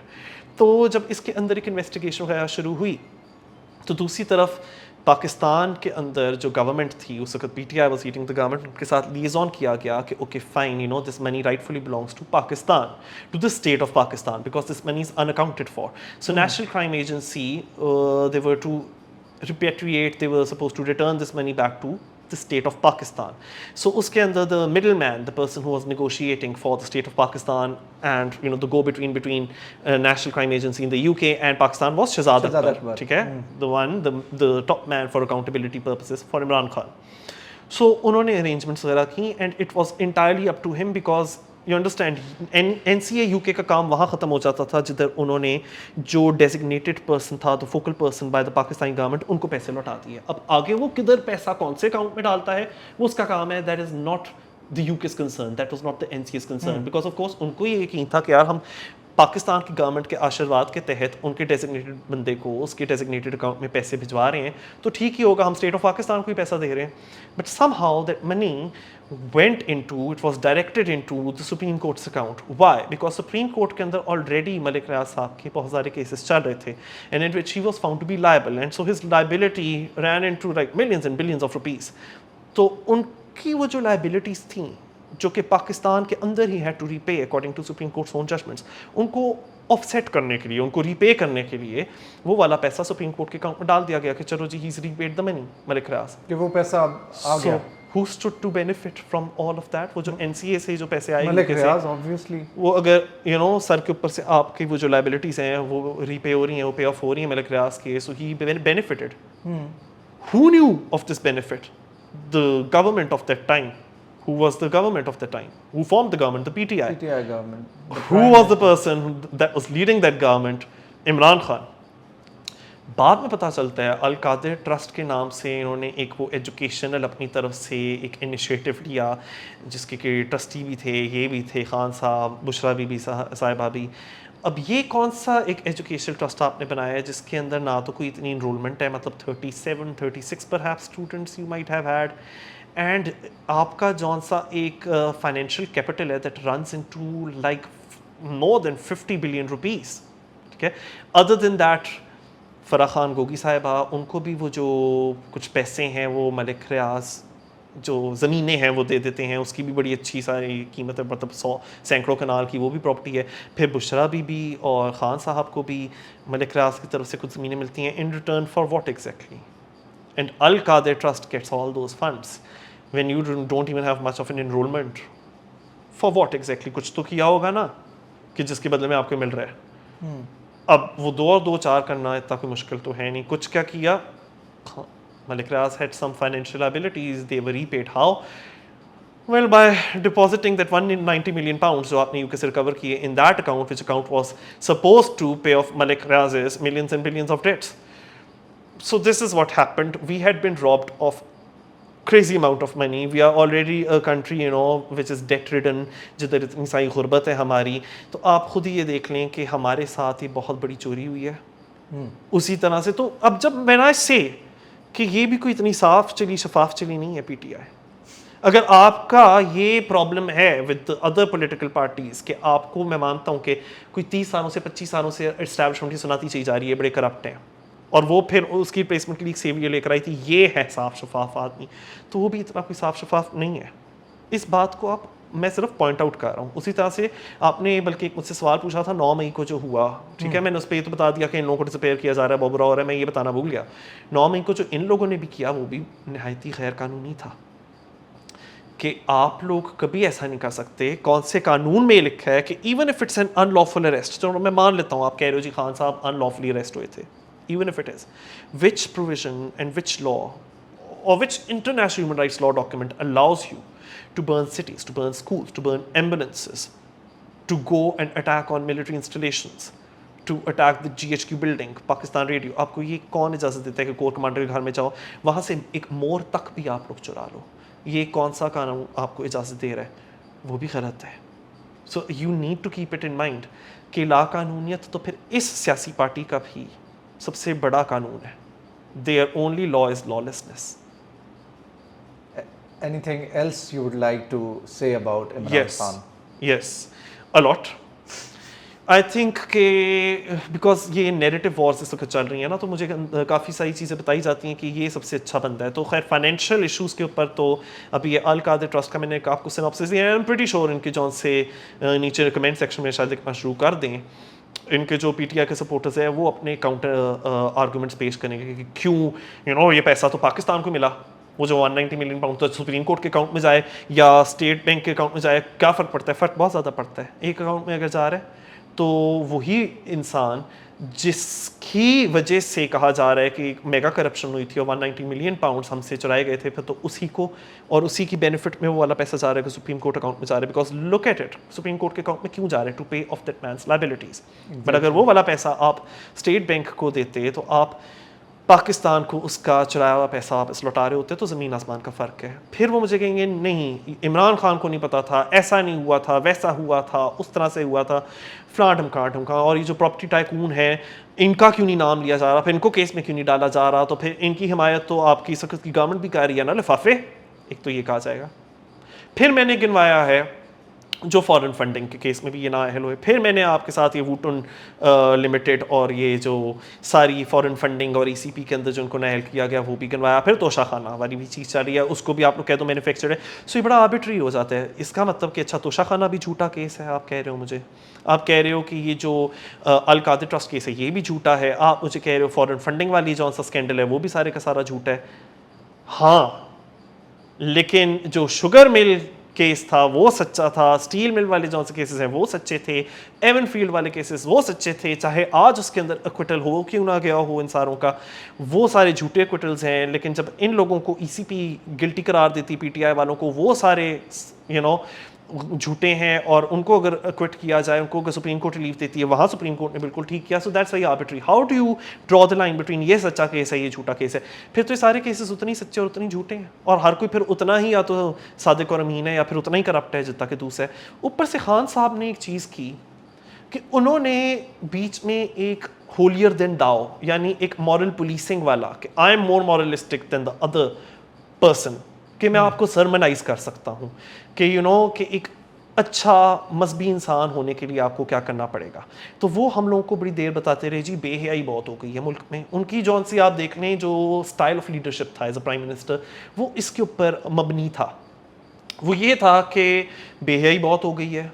वो तारिक जमील को बिठाते थे, वो रोया करते थे तारिक जमील कि कौन है जो कि कौम की देश की बेटियों को नचा रहा है, आज देखो कोविड हो गया.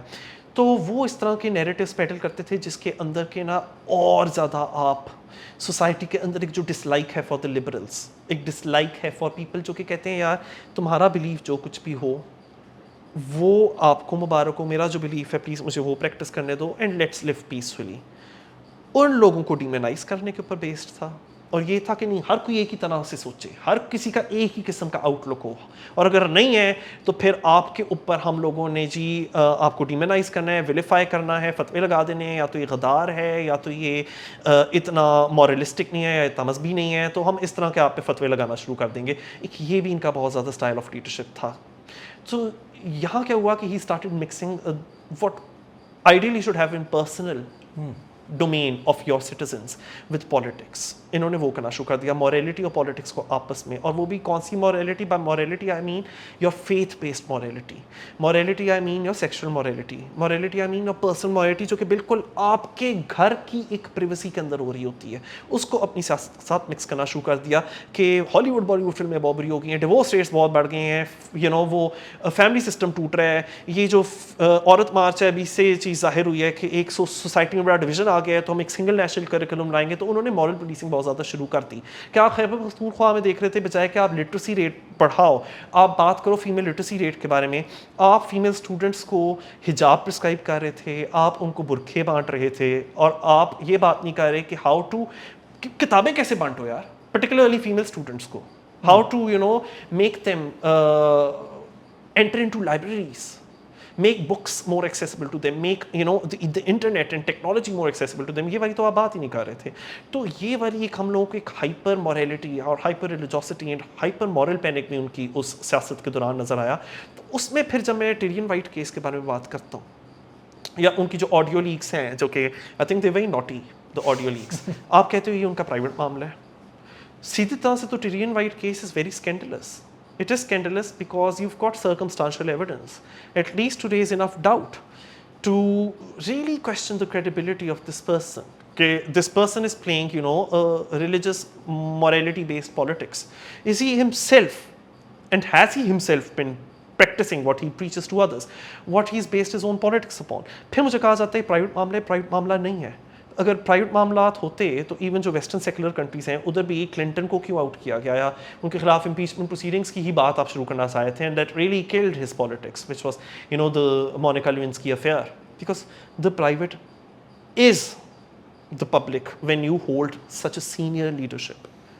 आप इतनी बड़ी पॉलिटिकल ऑफिस को होल्ड करते हो, फिर आप ये नहीं कह सकते, आपने अगर अपनी आवाम से कहीं भी झूठ बोला about your number of dependents, अगर आपने अपने इलेक्शन नॉमिनेशन फॉर्म से झूठ बोला था, that reflects purely on you. और लोग मुझे कहते हैं नहीं, वो उनके माजी में था, वो सीख गए हैं, वो नहीं सीखे, उन्होंने आज तक माफ़ी नहीं मांगी उस चीज़ की कि कौन सी झूठ बोला। नहीं, मुझे कोई फ़र्क नहीं पड़ता कि उनकी अगर कोई अनडिक्लेयर डिपेंडेंट है तो फिर पढ़ना चाहिए, आप गुलाम ज़हनियत रखते हो। जब आपसे आपका लीडर सिर्फ इतनी बेसिक बात के बारे में सच नहीं बोल सकता उनके कितने डिपेंडेंट्स हैं, तो फिर वो ना जाने और कितनी चीज़ों पर आपसे झूठ बोलेंगे। वो अगर ये नहीं आपसे सच बोल सकते कि यार मैं भी इतना कोई दूध का धुला नहीं हूँ, even I have some desires which make me enter into naughty phone calls जो फिर बाद में लीक हो जाती हैं, तो फिर how can I trust such a person, this person doesn't represent me. So एक तो मैं ये कहना चाहता हूँ, प्लीज़ स्टॉप मिक्सिंग, ये जो आप एक मजहबी कार्ड खेलते हो, इसको सियासत के साथ मिक्स करना छोड़ दो। आप as human beings, as citizens इसको छोड़ोगे तो फिर आप अपने सियासतदानों से भी एक्सपेक्ट कर सकते हो, ठीक है बहुत सुन लिया, हमें पता है तू बड़ा अच्छा है, तू हॉलीवुड बॉलीवुड फिल्में नहीं देखता, बात करके स्कूल कैसे फराहम करेगा, वो जो मिलियंस ऑफ जॉब्स तुमने कहा था कि तुम हमारे लिए क्रिएट करोगे, वो किधर गई हैं। फिर आप बात करोगे about developing infrastructure, about developing your health systems, your welfare system, education, ये चीज़ें हैं ना। गुर्बत कैसे मिटाओगे, IMF के साथ डील कैसे सिक्योर करोगे। ठीक है ख़वातीन तुम लोगों को लग रहा है कि वो जीन पहन रही हैं या किसी ने नाच लिया, किसी ने नचा लिया, that's none of a business, क्योंकि नाच ही रहे हैं ना।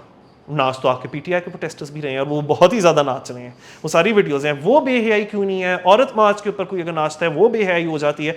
तो बस यार बस कर, हमें ये पार्टना पड़ा, हमें पता है। Stop selling your moral policing to us in the name of politics. वो हम लोग देख लेंगे, नहीं नाचना हुआ नहीं नाचेंगे, नाचना हुआ वो भी नाच लेंगे, किसी का कुछ नहीं जा रहा। बात कर हमारे साथ एजुकेशन कैसे इंप्रूव करनी है। सिर्फ single national curriculum is not enough. उस करिकुलम का कंटेंट क्या है? Is it preparing our Pakistani students in such a way that they would be able to compete with international students at the same level as them? Or are you preparing, another herd जो कि बिल्कुल जो मुतालिया पाकिस्तान के अंदर आपने उनको narrative दिया हुआ था, जो आपने उनको ब्रेन वॉशिंग दी हुई थी, आपने उसके साथ उनको तैयार किया है, और वो आज भी ये बिलीव करते हैं कि हम एक सुपीरियर नेशन है और हम लोग बाकी सबको सीधा कर देंगे और हम बाकियों के साथ कोई एग्जिस्ट नहीं करेंगे। बाकी सारी दुनिया जो सी है, they will have to bow down to us. I am sorry, dear Pakistanis, आपको आपके अंदर एक जो सुपीरियरिटी कॉम्प्लेक्स इंस्टिल किया गया है ना आपके मुतालिया पाकिस्तान का, यानी कि हम सबसे अजीम है और हमारे साथ अगर बुरा हो रहा है कि हमारी इकॉनमी भी डाउन है, हमारी जो सी इस वक्त पावर्टी रेट है वो बढ़ रहा है, हंगर रेट बढ़ रहा है वगैरह वगैरह, वो सिर्फ इसलिए है क्योंकि हमने कुछ गलत नहीं किया था, हमारे साथ गलत हुआ था। ये तो सारी जो बाकी की फॉरेन कुव्वतें हैं वो हमारे साथ कर रही हैं। आप जब तक इस चीज़ को नहीं करेक्ट करोगे, and you will not get over this, you will never be able to improve yourself. You should be inward looking, और आप लोगों को ये क्वेश्चन करना पड़ेगा कि ये जो हमें एजुकेशन के नाम पर दिया जा रहा है, जो हमें पढ़ाया जा रहा है कि हम बाकियों को नापसंद करें, बाकियों को शक की निगाह से देखें, बाकी दुनिया को नफरत करें, इसको जब तक चेंज नहीं करोगे और फोकस आपका साइंस और टेक्नोलॉजी के ऊपर नहीं होगा, और जब तक आप दूसरों को पुलिस कर रहे हो कि क्या अगला भी बिल्कुल वही वाले आउटलुक का बिलीव सकता है जो मैं रखता हूँ, तो आई एम सॉरी, आप लोग कभी प्रोग्रेस नहीं करोगे। यू आर टू बिजी, आप तो बहुत बिजी हो ये चेक करने में गद्दार कौन है, अच्छा मजहबी इंसान कौन है कौन नहीं है, मुहिब वतन कौन है कौन नहीं है। तो फिर उसके अंदर यार साइंस, टेक्नोलॉजी, आइडियाज़, इनोवेशन, वो तो फिर that train is going to cross you and you wouldn't even know, वो तो आपके नाक के नीचे से गुजर जाएगी और आपकी रेलगाड़ी छूट जाएगी, और वो छूट चुकी है। So I think we are all to blame, you are to blame, we are to blame for whatever is happening to us. Worst case scenario, Imran Khan के पास दो ऑप्शंस हैं, ही गोज़ टू जेल, या वो asylum लेते हैं या कहीं बाहर चले जाते हैं, ठीक है। तो आप क्या समझते हैं, या उनके पास कोई तीसरा ऑप्शन भी है? तीसरा option is exactly what he is trying to pursue. आप देखें, वो ही तीसरी ऑप्शन ये है कि मैं तो बात करने को तैयार हूँ, अच्छा किसके साथ, सियासी मुखालफिन के साथ नहीं, वो तो सिर्फ तब अगर बहुत ही कोई घटिया किस्म का मुकाम आ जाए तो शायद तब मैं कंसिडर करूँगा, क्योंकि इनको तो मैं मानता ही नहीं ना, they are not legitimate people. वो इसलिए नहीं because he does not believe in parliamentary democracy, he does not believe in fighting politics through the parliament, he believes in fighting politics through the street. वो इसी street power demonstrate करते हैं ना हर वक्त। वो तो इवन एज प्राइम मिनिस्टर भी national assembly sessions वगैरह अटेंड करने में इंटरेस्टेड ना होते थे, ना उसमें बिलीव ही नहीं करते थे। वो बाबर कहते थे प्रेसिडेंशियल सिस्टम लाऊंगा, वो बिलीव करते हैं कि सियासत होती है वर्दी के थ्रू, और मुझे लाडला बनाकर वापस गोद में बैठाओ, फिर देखना मैं इनसे बेहतर स्पोक्स पर्सन बन के दिखा दूंगा। देखो, बड़े बड़े देशों में छोटी छोटी बातें तो होती रहती हैं सेनोरिटा, तो वो थोड़ी बहुत हमारे इख्तलाफात हो गए थे यार, कि क्या किया जाए, DGISI की अपॉइंटमेंट होता रहता है, अब नहीं करूँगा आइंदा, वापस रख लो मुझे, इनको निकालो, ये जो मैं जिनको चोरों चोरों कहते हैं उन चोरों को निकाल दो यार मुझे। वो ये बात कर रहा है कि मैं अभी भी एस्टैब्लिशमेंट के साथ बात करने को तैयार हूँ। असद उमर ने भी कहा था बिहाइंड क्लोज डोर हम जो करंट आर्मी चीफ उनके साथ बात कर लेंगे, फिर वो खुद ही 2 दिनों में बिहाइंड क्लोज डोर्स हो गए थे असद उमर साहब भी, ठीक है ना। ये एक प्रो एस्टैब्लिशमेंट पार्टी है, क्योंकि खान साहब से बड़ी दफ़ा पूछा गया है, और TRT के ऊपर भी मैंने यार इन लोगों को कैसे समझाऊं यार, मैं इतनी दफ़ा एक ही चीज़ शेयर कर चुका हूँ, मुझे बताएं, आप बताएं, आपको मेरे साथ हमदर्दी होनी चाहिए। मैं कितनी दफ़ा एक बात दोहराऊं, मैंने क्लिप कितनी दफ़ा शेयर किया है, मैं कितनी दफ़ा शेयर करूँ।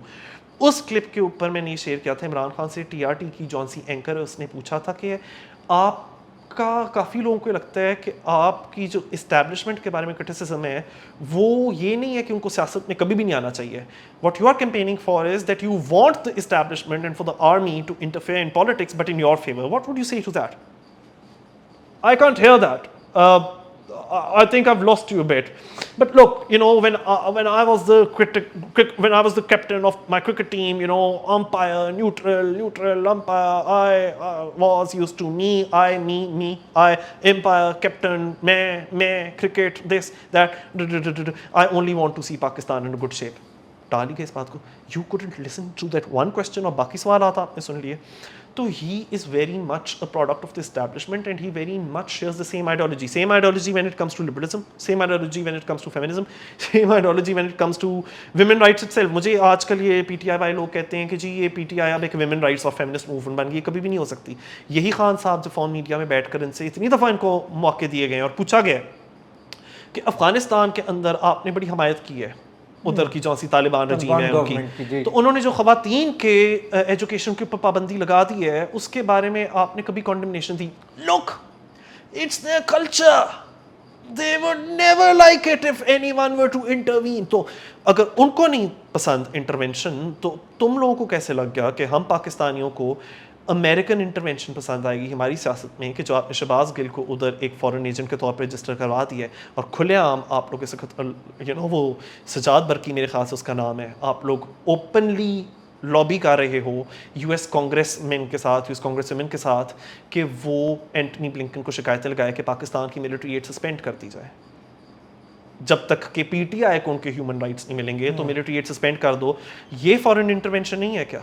और इस तरह की चीज़ करने का अगर कोई आपकी हुकूमत के दौरान सोचता भी, और किसी ने सोचने की जरूरत नहीं की थी, तो आप लोगों ने उस पर गद्दारी के फतवे लगाने थे। तो अगर लोगों को इस वक्त लग रहा है कि I will speak up for the human rights of PTI, no I won't. Maximum what I can do is I can comment this arrest is arbitrary, is unlawful, has no legal justification. ये कहने के बाद बस, if you think I will be campaigning no कि इसको रिहा करो, इसको निकालो, इसको रिलीज करो, नहीं, वो मैं नहीं करूँगा, वो आप खुद करो, क्योंकि आप ही ने ये एक this monster, you know, you yourself helped create it. Now I'm not saying you created it alone, but you helped create it. भुगतो। और अगर तुम लोग मेरा सपोर्ट चाहते हो तो माफ़ी मांगो पहले, हमने बड़ा बुरा किया था, सॉरी, हमारी तौबा, हम वचन लेते हैं आइंदा ये नहीं करेंगे। औरत मार्च वाली बहुत अच्छी हैं, ये NGOs जो हमने शट डाउन करवाए थे, जैसे हम 2018 के अंदर आए थे, 18 NGO बंद कराए थे, वो बहुत अच्छे, हम बड़े गलत थे। आसमा जहांगीर साहिबा और उनका HRCP बहुत ही अच्छा है, हम बड़े बुरे थे। लिबरल्स बहुत अच्छे हैं, वो खूनी नहीं है, खूनी तो बल्कि वो पर्टिकुलर इस्टेब्लिशमेंट है यार जिसको हम लोगों ने सपोर्ट किया था, और आज वो हम लोगों को ही पड़ गई है, बचा लो प्लीज़, बचा लो। आप लोग ये करोगे तो शायद फिर मैं सोचूंगा to lend you, you know, my voice and my support. तब तक भुगतते रहो। How do you see the treatment of General retired Bajwa in France? Very controversial actually, you know, कि ये सवाल ही इतना कॉन्ट्रोवर्शियल है इस तरीके से कि पता है क्या हो रहा है, it's very difficult for one to give a one line answer to that without looking at the context. So अब कॉन्टेक्स्ट को अगर मैं देखूँ, बल्कि कॉन्टेक्स्ट से पहले, you know, what really happened on the face of it is very very bad, is very very wrong, because मुझे पता चला है वो जो पश्तो के अंदर बंदा कह रहा है, अफगान बंदा, वो ये कह रहा है कि he is making very misogynistic sexist statements कि, यू नो, आपकी बेटी ने ये पहना है, निकर पहनी है, पहनी है। अच्छा, इसी तरह की चीज़ जब वो PTI वाले भी मरियम औरंगज़ेब के ऊपर पड़े थे सितंबर 2022 में, उधर माबराज के करीब, यू नो, लंदन में, जब वो पीछे पीछे उनके बोल रहे थे वो डड्डू चार्जर और ये वो इस तरह की बातें करते, तो उनमें से एक PTI की जो प्रोटेस्टर थी जिन्होंने खुद भी सर पर दुपट्टा नहीं लिया था, तो मरियम औरंगज़ेब को ताने दी थी कि वहाँ देखो कैसे सर पर दुपट्टा लेकर बैठी होती है पाकिस्तान में, तो यहाँ तो सर पर दुपट्टा भी नहीं है। I mean, come on, it's always about a woman's attire, right? If you want to criticize a female politician, you're never going to criticize her on her politics, but you're going to criticize on matters pertaining to her image, कि वो कितनी कोई सती सावित्री आपको लग रही है, or her dressing or her character. But when it's about a man, it's always about his politics, never his character. यानी कि खान साहब की आप लोग देख लो कि अगर एक खातून पॉलिटिशियन की इस तरह की ऑडियो लीक हुई होती, जिस तरह खान साहब की हुई, या उनका टेरियन वाइट टाइप केस होता, तो आपने तो उनको सांस ही नहीं लेने देना था। और शायद अगर वो PTI की भी खातून पॉलिटिशियन होती तो आपने उनको सांस ही लेने देना था। तो आई थिंक हम लोग मर्द हजरात को तो क्लीन चिट दे देते हैं बड़ी easily, we are very forgiving towards them but not towards women. तो उसी तरह से बाजवा साहब के ऊपर आपने क्रिटिसिज्म करनी ही थी। वो जो अफगान भाई हैं हमारे, वो ये बहुत क्रिटिसाइज़ कर रहे थे, गालियाँ दे थे, गंदी किस्म की ज़बान इस्तेमाल कर रहे थे, तो आपको उनकी बेटी की ड्रेसिंग के ऊपर हमला किए बगैर भी शायद 10,000 और बातें मिल जाती जिन पे आप तनकीद करते। तो एक तो वो चीज़ बड़ी डिस्टर्बिंग है। मैं एट द सेम टाइम ये सोचता हूँ कि उसी के अपने मुल्क अफ़गानिस्तान में जो इस वक्त ख़वातीन का हाल है वो भी तो बहुत बुरा है। और पाकिस्तान के अंदर majority of Pakistanis, I saw how they were celebrating जब अफ़गानिस्तान के अंदर एक ये जो एक ड्रकोनियन रजीम आई है, इसने टेक ओवर किया था अगस्त 2021 में, तो फिर थोड़ा अफसोस तो होता है कि यू नो फिर हाँ, जिधर मैं कह रहा हूँ कि आप एक पाकिस्तानी खातून के बारे में, वो बाजा साहब की बेटियों, उनके बारे में इस तरह के सेक्सिस्ट कमेंट्स नहीं पास कर सकते। Eight the same time I feel really sorry कि जिस मुल्क से वो बंदा आया है उसके मुल्क के अंदर जो ख़वातीन के साथ हो रहा है, that is I think femicide. 60 girls, around 60 school girls in Afghanistan, they've been poisoned. It's been reported just this week. वो स्कूल में तो जा ही नहीं सकती, डॉक्टर नहीं बन। 60 girls have been poisoned. They cannot go to school. वो जो प्राइमरी स्कूल में बेचारी बच्चियाँ आई थी वो पॉइजन है। सेकेंडरी स्कूल में तो आप जा ही नहीं सकते, आप डॉक्टर नहीं बन सकते और आप मेल डॉक्टर से ट्रीटमेंट भी नहीं सीख कर सकते और एक खातून डॉक्टर हो ही नहीं सकती। तो फिर तो इसका मतलब कि अगर कल को कोई अफगान खातून बीमार हो जाए तो आपने उसको अकेला छोड़ दिया मरने को। तो फिर जब मैं वो देखता हूँ तो मुझे एक गुस्सा जौन से वो समझ आता है from the other side as well. But there is absolutely no justification for using sexist language. The words are horrible and I think कि जो PTI के supporters भी इस वक्त बहुत तालियां बजा रहे हैं, बड़े खुश हो रहे हैं कि वो जो बाजवा साहब के ऊपर तनकीद किया है वो तनकीद कर रहा है पूरे के पूरे पाकिस्तान के ऊपर, आपके ऊपर भी, क्योंकि PTI वालों आप लोग भी बहुत खुशियाँ मनाए थे. शीरी मज़ारी साहिबा भी बहुत खुशियाँ मनाई थी. वो हवाला दे रही थी कि जिस तरह वो वियतनाम के अंदर अमेरिका को बहुत शर्म के साथ निकलना पड़ा, तो वहाँ उसी तरह से अफगानिस्तान से ही निकलना पड़ा, तो आप लोग भी खुशियाँ मनाए थे. वो गाली सिर्फ बाजवा साहब को नहीं दी, आप सारों को दी है. और मैं कहता हूँ अगर PTI के लिए भी गाली दी होती तो दिस इज़ योर पॉलिटिक्स, वो गंदी ज़बान के ऊपर मबनी है. सो मेरे ख्याल से आप लोगों को तो शर्म नहीं आने वाली, लेकिन वैसे आ जानी चाहिए कि जिस किस्म की लैंग्वेज को आप यूज़ करते हो. मैं पर्सनली आपको बता रहा हूँ, PTI के सपोर्टर्स ने जब मेरे साथ पंगा लेना होता है तो वो आते हैं तुम्हारी माँ, तुम्हारी बहन, तुम्हारी बेटी, तुम्हारी बीवी, इस तरह की बातों के ऊपर आते हैं. मुझे इतना, मैं अब ये वाली बात है कि this is patriarchy for you, आपको ये लगता है कि हम दूसरे की ख़ानदान की औरत पे अटैक करेंगे तब उसको ज़ोर की चोट लगेगी. सो मैं ये बिलीव करता हूँ कि औरत की, जो मर्दों ने कहा है ना, हम औरत की इज़्ज़त को बचाएंगे, क्योंकि औरत की इज़्ज़त में हमारी इज़्ज़त है. हालांकि औरत की कोई इज़्ज़त नहीं है लोगों के बकौल, पर औरत की इज़्ज़त में हमारी इज़्ज़त है, तो फिर औरत की बेइज्जती में ही हमारी बेइज्जती है. तो आपने मर्दों को इतना पावरफुल बना दिया और औरत को इतना कमज़ोर बना दिया अपनी तरफ से. This is a man made system कि आप औरत की इज़्ज़त पे कीचड़ उछाल कर ही अपनी इज़्ज़त वापस रिस्टोर करते हो. मैं इसलिए इस तरह के कमेंट्स पर रिएक्ट नहीं करता. कह लो जो कहना है, क्योंकि वो तुम पे रिफ्लेक्ट करता है, मुझ पे नहीं करता.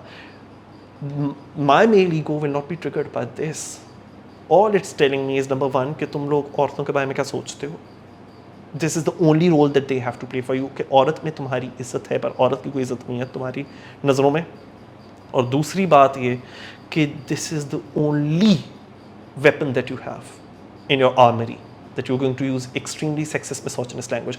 सो फिर चाहे वो बाजवा साहब के ख़िलाफ़ कोई इस्तेमाल करे, चाहे वो PTI की ख़वातीन के ख़िलाफ़ इस्तेमाल करे, चाहे वो PTM की ख़वातीन के ख़िलाफ़, या PTI के क्रिटिक के ख़ानदान के ख़वातीन के ख़िलाफ़ इस्तेमाल करे, it's always bad and I will always disapprove of it. बिल्कुल. आपने बताया कि लाइक आपकी बहुत ज़्यादा इंटरेस्ट है in literature, movies, books, fiction, तो थोड़ा सा बताएंगे उस बारे में. I think कि वैसे ever since I was a child, so movies and songs and generally these things used to interest me a lot, but more so मैंने A levels में एक सब्जेक्ट लिया था which was not very popular and people warned me against it कि don't go for it because scoring नहीं है. तो ये भी एक बड़ी अनफॉर्चुनेट चीज़ है कि हमारे यहाँ जो अप्रोच है टुवर्ड्स स्टडीज़ वो ये होती है कि एक तो प्रैक्टिकल कौन सी है in the sense subjects which will prepare you for such a world where you will be able to land a job. एक तो ये चीज़, और दूसरा ये कि just restricted to the practical subjects. तो उसके अंदर English literature was not seen as a practical subject and definitely not a scoring subject. So that's another factor कि जी जिसमें A आ जाएगा तो वो वाला सब्जेक्ट. मैंने A levels में English literature opt किया, तो I was exposed to this beautiful world, जो Shakespeare का quote है, we are stuff that dreams are made of. So this world of English literature, Charles Dickens, Shakespeare, Jane Austen, George Eliot, so all my gurus, all my heroes, मैं इन लोगों को मानता हूँ कि these are my heroes. तो Virginia Woolf, quite a favorite.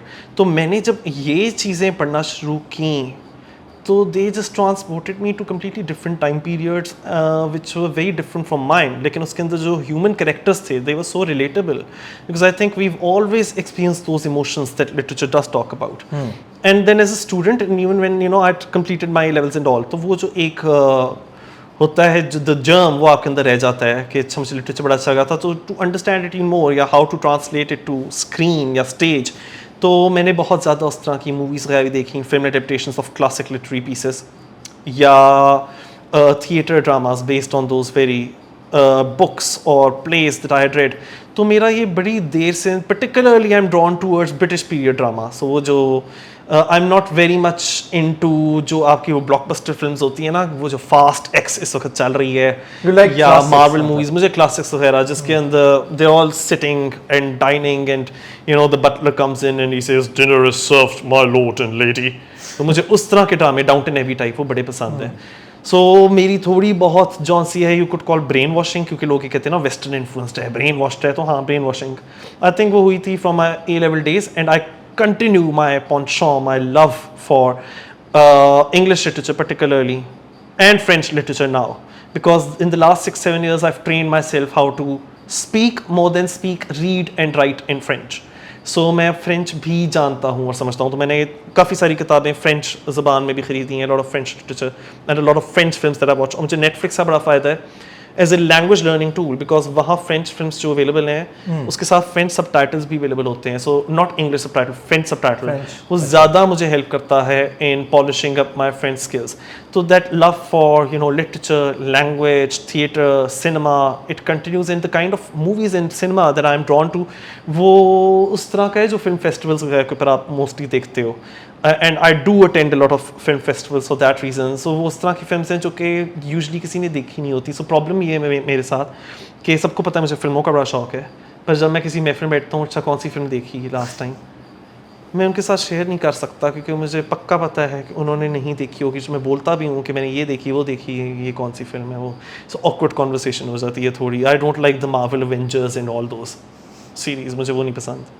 अच्छा, आपने बहुत सारे राइटर्स के नाम दिए, लेकिन अगर आपको ये कहा जाए कि you have to choose one, तो वो कौन से होंगे जो favourite? Virginia Woolf. She wrote a novel called Mrs. Dalloway, and it's about the central character, Mrs. Dalloway herself. It's about her day, her life in a day. So एक दिन के बारे में है सिर्फ. And there is no plot, कोई story नहीं है, कोई कुछ नहीं है, कोई इस तरह से ड्रामेटिक टर्न्स नहीं आ रहे, there is nothing like that, कोई मिस्ट्री नहीं है, कोई सस्पेंस नहीं है. लेकिन उसके अंदर द नैरेटिव स्टाइल, जो राइटिंग स्टाइल है वर्जीनिया वुल्फ का, it's written in stream of consciousness form. ये बड़ा इंटरेस्टिंग है because at the time when she wrote तो साइकोलॉजी के बारे में लोग ज़्यादा जानते भी नहीं थे. अब ज़्यादा उसके बारे में हमें थोड़ी बहुत इल्म है. वो ये कि stream of consciousness writing form में होता है thoughts thoughts thoughts thoughts thoughts thoughts. So just observe yourself, especially when you are walking और when you are sitting alone in your room, कि your mind keeps on talking and talking and talking. अब उसको उठाकर कोई paper पे लिखते तो that would be very difficult read, समझ नहीं आएगी हो क्या रहा है इधर. That's how thoughts are, and this is how she is written that novel. वो थॉट्स हैं आपकी, जो सेंट्रल कैरेक्टर है और जो बाकी कैरेक्टर्स हैं उनकी थॉट्स, वो क्या इंप्रेशंस ले रहे हैं एक दूसरे के बारे में, और उससे समहाउ एक प्लॉट फॉर्म हो रहा है. उससे हमें पता चल रहा है अच्छा this is the story, this is what happened in these characters lives and this is how their outlook towards the world has been shaped up. तो मुझे वो बहुत ज़्यादा पसंद है, वो वाली novel. It tells and it speaks a lot about issues that are very relevant even to this date. It speaks about particularly mental health, clinical depression. There's a character, he even commits suicide उसके दौरान. आपको उसके भी mental process का पता चल रहा होता है, और उसके ऊपर काफ़ी स्टिग्मा होता था उस वक्त ब्रिटेन के अंदर. सो इसी मैं कहता हूँ it was way head of its time, because today we are talking about these things and we talking about mental health awareness, suicide prevention. तो वो it really touches on very deep aspects of life that we feel awkward even now talking about. तो I think कि अगर कभी bedroom में आप लोग अकेले हो ना, वो किताब रूम लॉक करके पढ़ो, and you will never find a better friend than that book. Because I think वो किताब आपको कुछ इतनी अच्छी तरह से समझती है, शायद आप भी खुद को इतनी अच्छी तरह से कभी नहीं समझ पाए होंगे. अच्छा, ये हमारे प्रीवियस गेस्ट भी थे, if I am not wrong, वो हसन कमाल, उन्होंने भी ये वाली बुक. जी. अच्छा, I never knew that. Great minds think alike, they say. Although मैं अब in more than 3 decades of my life मैं इस conclusion पहुंचा हूँ, actually great minds don't think alike, they think differently. That is why they're great. अच्छा हाँ. So कौन सी book अभी आजकल पढ़ रहे हैं? Very good question. Very very good question. कौन सी बुक पढ़ रहा हूँ, क्योंकि मैं अभी I've recently been to the bookshop और मैंने एक बहुत बड़ा एक स्टैक खरीदा है बुक्स. बहुत मेरी एक बड़ी कलेक्शन है, और मैं एक ही टाइम पे इतनी सारी बुक्स रीड कर रहा हूँ कि my brain has gone haywire कि which one was I reading recently, because I'm reading 3 different things at the same time. लेकिन मैं आजकल ज़्यादा नॉन फिक्शन के टूवर्ड्स चला गया हूँ, and I read a lot about politics these days. अच्छा. So one very interesting book that I am reading these days is, जो मैंने अभी हाल ही में वो लंदन से खरीदी है क्योंकि वो वहाँ रिसेंटली पब्लिश हुई है, how the parliament works and how it doesn't. Because in my work as a UK constitution law teacher मुझे बहुत अवेयर रहना पड़ता है political workings and political history in the UK. So UK political history के बारे में what could be better for me to get a glimpse into it than books which have been written by their own authors and which have been published recently. क्योंकि पाकिस्तान की तरह बात हुई उधर भी काफ़ी ज़्यादा एक divisive और एक polarized political atmosphere हुआ है after Brexit and after the fact that they've had like 3 prime ministers in quick succession in one and the same year 2022 के अंदर.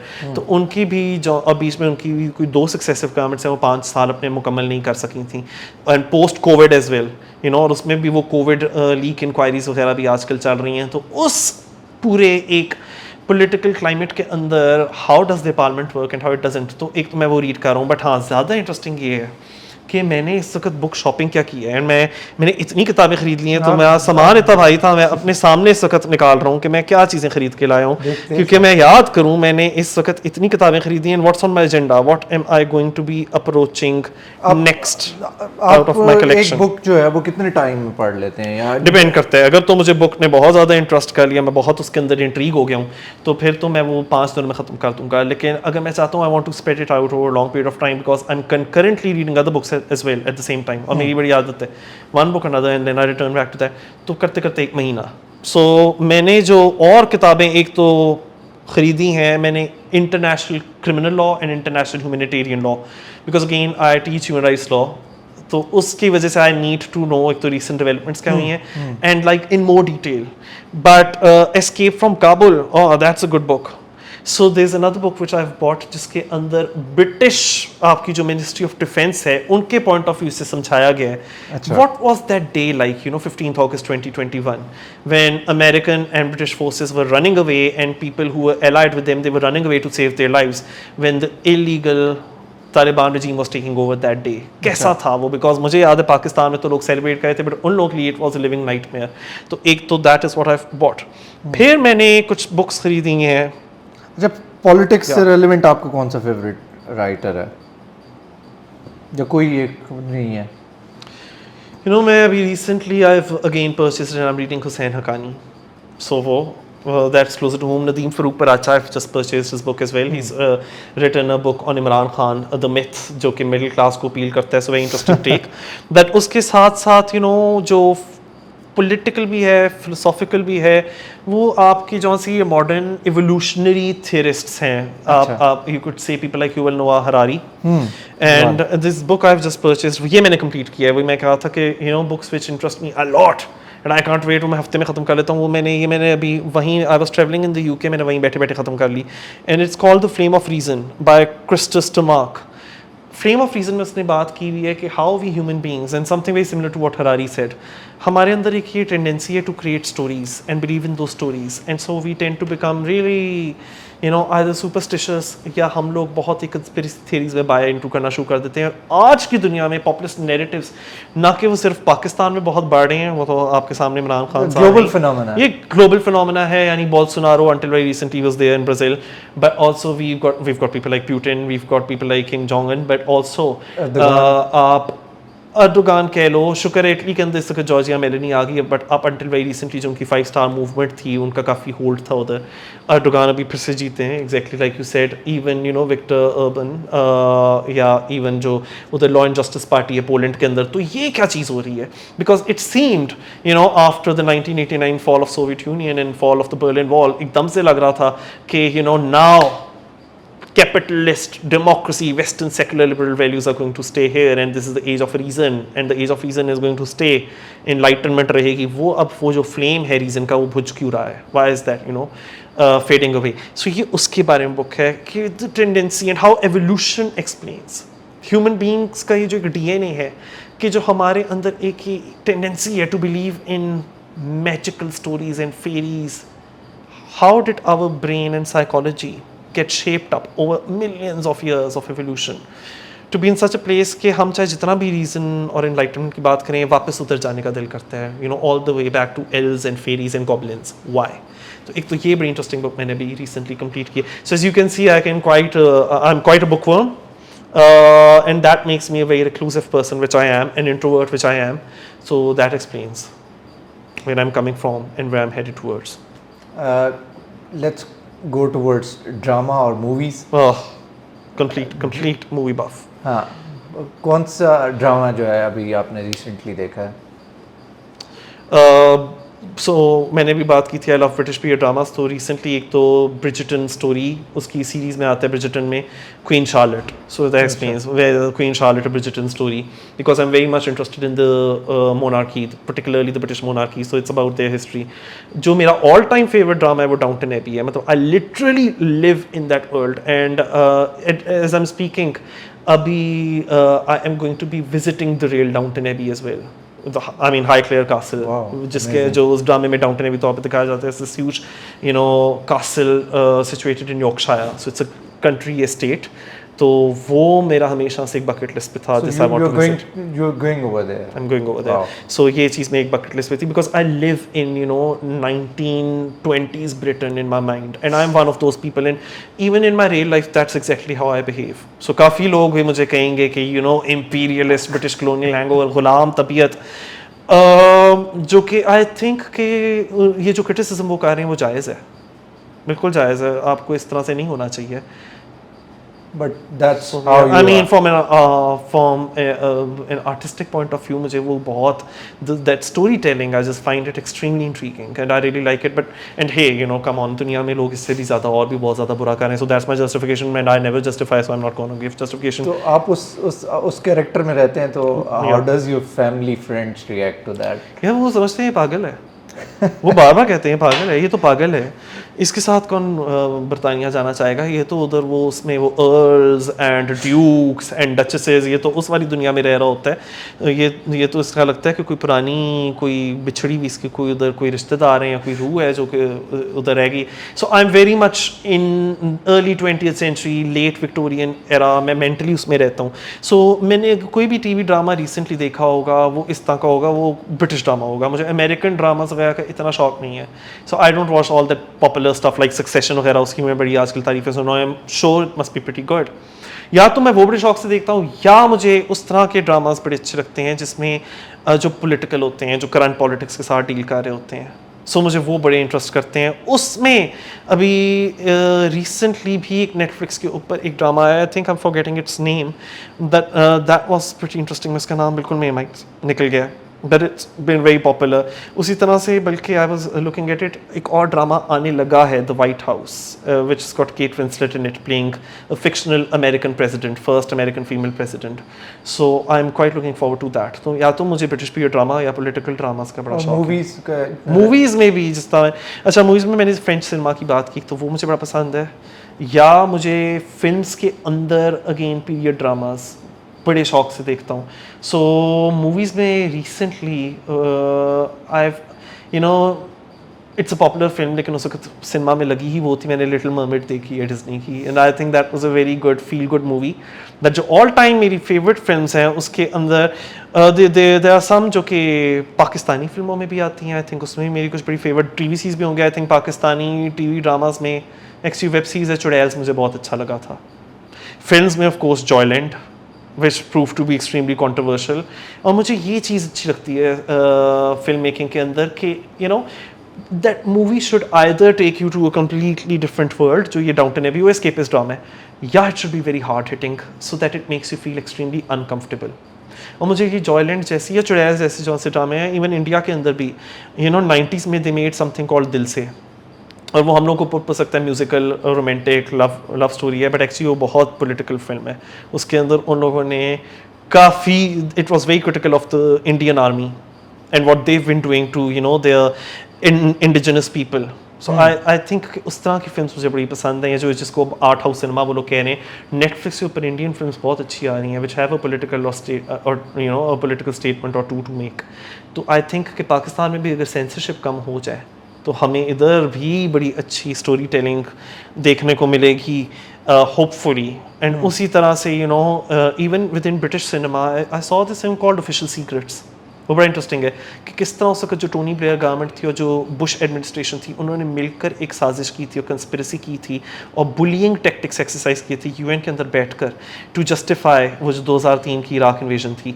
और एक विसल ब्लोअर थी जो वहाँ GCHQ में वर्क करती थी, एंड शी रिवील्ड, मतलब उसने ऑफिशियल सीक्रेट्स एक्ट के खिलाफ जाकर ही रिवील किया था, just because it went against her moral principles, कि किस तरह से उसकी खुद की गवर्नमेंट एक unlawful invasion which was going to cost millions of मतलब thousands of people's their lives, वो उसका एक प्लान हैच कर रहे थे बैठकर. सो वो वाली फिल्म आई थिंक वो सबको देखनी चाहिए, वो मुझे बड़ी अच्छी लगी थी. So are the political films which make me feel uncomfortable, और films about people that we don't talk really about, that we brush under the carpet. Joyland में मुझे ये चीज़ पसंद आई थी. लोग इसलिए अनकम्फर्टेबल हुए थे because it was really showing that part of Lahore जो कि हम लोग जानते हैं एग्जिस्ट करता है. हम में से कुछ लोग उसके बेनिफिशरीज भी हैं उस सिस्टम के, बट हम उसको ब्रश कर देते हैं under the. And what that film was doing was कि जो लोगों की रिप्रेस्ड सेक्सुअलिटी है उसको उठाकर सरफेस पे ला रहा था. And not just the transgender part of it, उसके अंदर एक फीमेल कैरेक्टर है and she is a house wife on the face of it, but she has her own repressed sexual desires. उसके बारे में कोई बात करे, हाय बेया, that everyone in this country is going through exactly the same. They just don't want to acknowledge it. So ये है मेरा एक लेना देना सिनेमा के साथ. और क्योंकि आप मेन स्ट्रीम में इनके बारे में बात नहीं कर सकते, सो मैं when ever I travel abroad तो मैं अपनी ट्रैवलिंग इस तरह से प्लान करता हूँ कि कोई फिल्म फेस्टिवल चल रहा होगा, उसमें कोई सेमिनार होगा, कोई वर्कशॉप होगी, Q&A सेशन होगा.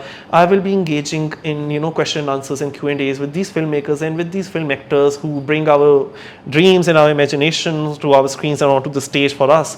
I want to engage in talks with them, so that I do a lot. So, even if you go to my social media, there are a lot of talks which I keep on sharing with actors, my Zoom chats and my one-on-one talks and interviews with these people, and I try to understand what goes on behind the scenes in creating this magic, the art and craft of filmmaking. तो उसमें मेरा बड़ा interest है. That's amazing. आप कब आ रहे हैं on screen? जैसे आप बता रहे थे कि आपने एक रोल भी किया. Yeah, I did a brief cameo once for Pakistan. That particular drama received a lot of critical acclaim. So उसमें तो मैं बड़ा एक small सा cameo था. The absolute last scene in that drama, which is a flashback scene. So I played a role in it. And वो again political role था, और वो politician का role था at the time of partition. और ड्रामे का नाम है जो बिछड़ गए, वो जियो पे आया. So wasn't one of those popular dramas, but got a lot of critical acclaim and award nomination. So एक उसमें मैंने किया है, but बहुत बड़ी commitment होती है when you are in film making. अगर आप डायरेक्टर बनते हो या आप एक एक्टर बनते हो, वो आपका भी और एंड ऑल सब कुछ होता है. तो कब आप आ रहे हैं उसमें और कब आप कर रहे हैं, बात ये है कि you never say never, you never know what happens. But अभी मैं फ़िलहाल ये कह सकता हूँ I am a huge film enthusiast and I am not even thinking of exploring any other avenues. अभी तो I am well on to my commentary and political activism and my teaching commitments and my lawyer गरी अभी तो मेरा उसके ऊपर focus है, and I'm pretty happy with that. So many people or students especially जो हैं वो they are leaving Pakistan. Right? Brain drain as brain drain is going on. तो आप why you choose to be here? I mean, why should I lie? Pakistan के अंदर I do count as a privileged person. So I have a whole family. एक तो it's very difficult to leave all of that behind and start from scratch. But even within Pakistan, I would say कि कहीं ना कहीं मुझे ये पता चला कि just because आपके पास कोई अच्छी qualifications आ गई हैं, just because people in your family have been known in their respective fields, so उसका मतलब नहीं automatically things are.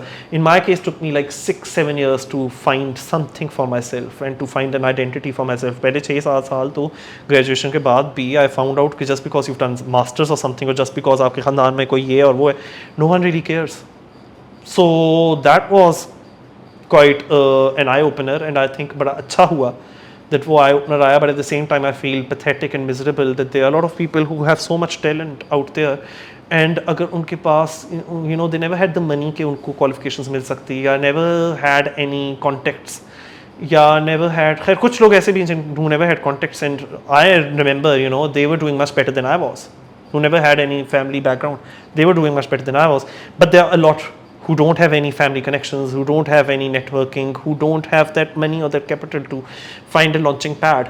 तो उनका टैलेंट वेस्ट होता रहता है. ये बड़े अफसोस की बात है. यानी I can literally tell you, and I know of people, उनके पास उन्होंने मैट्रिक FSC कर लिया है एंड वो जॉब्स क्या ढूंढ रहे हैं, या अल्टीमेटली उनको क्या ढूंढना पड़ रहा है, डोमेस्टिक वर्कर्स. सो ये किसका फेलियर है? ये हम सबका फेलियर है, ये रियासत का फेलियर है. एंड उसके ऊपर बैठ के at least you know a lot of times I realize that if you are doing something in life, you have source of income, yeah, you have made something for yourself in life, you should just know you got lucky perhaps, but इसमें इतना कोई तुम्हारा कमाल नहीं है. खैर ये बातें पॉपुलिस्ट भी कर रहे होते हैं, बट एक हद तक ही सच है, इसमें इतना कोई मेरा कमाल है नहीं. And so how long are you going to be able to keep it, ये भी सवाल है, because you know much better people perhaps may be lined up in you. So just stay humble perhaps, but realize and don't patronize others who don't have those opportunities. तो मुझे, मैं खुद पाकिस्तान नहीं छोड़ के गया, दूसरे छोड़ के जा रहे हैं. I haven't been in that situation, but I understand why anyone would want to do that. It's because उनके वो stakes नहीं है और होने चाहिए थे. और अगर हम अपने टैलेंट को लूज़ कर रहे हैं, हम अपने टैलेंट को सिर्फ इसी नहीं लूज़ कर रहे कि जी जॉब अपॉर्चुनिटीज़ नहीं है और वो सब नहीं. उनमें से काफ़ी सारे लोग जो छोड़ के जा रहे हैं वो रिलीजियस माइनॉरिटीज़ हैं.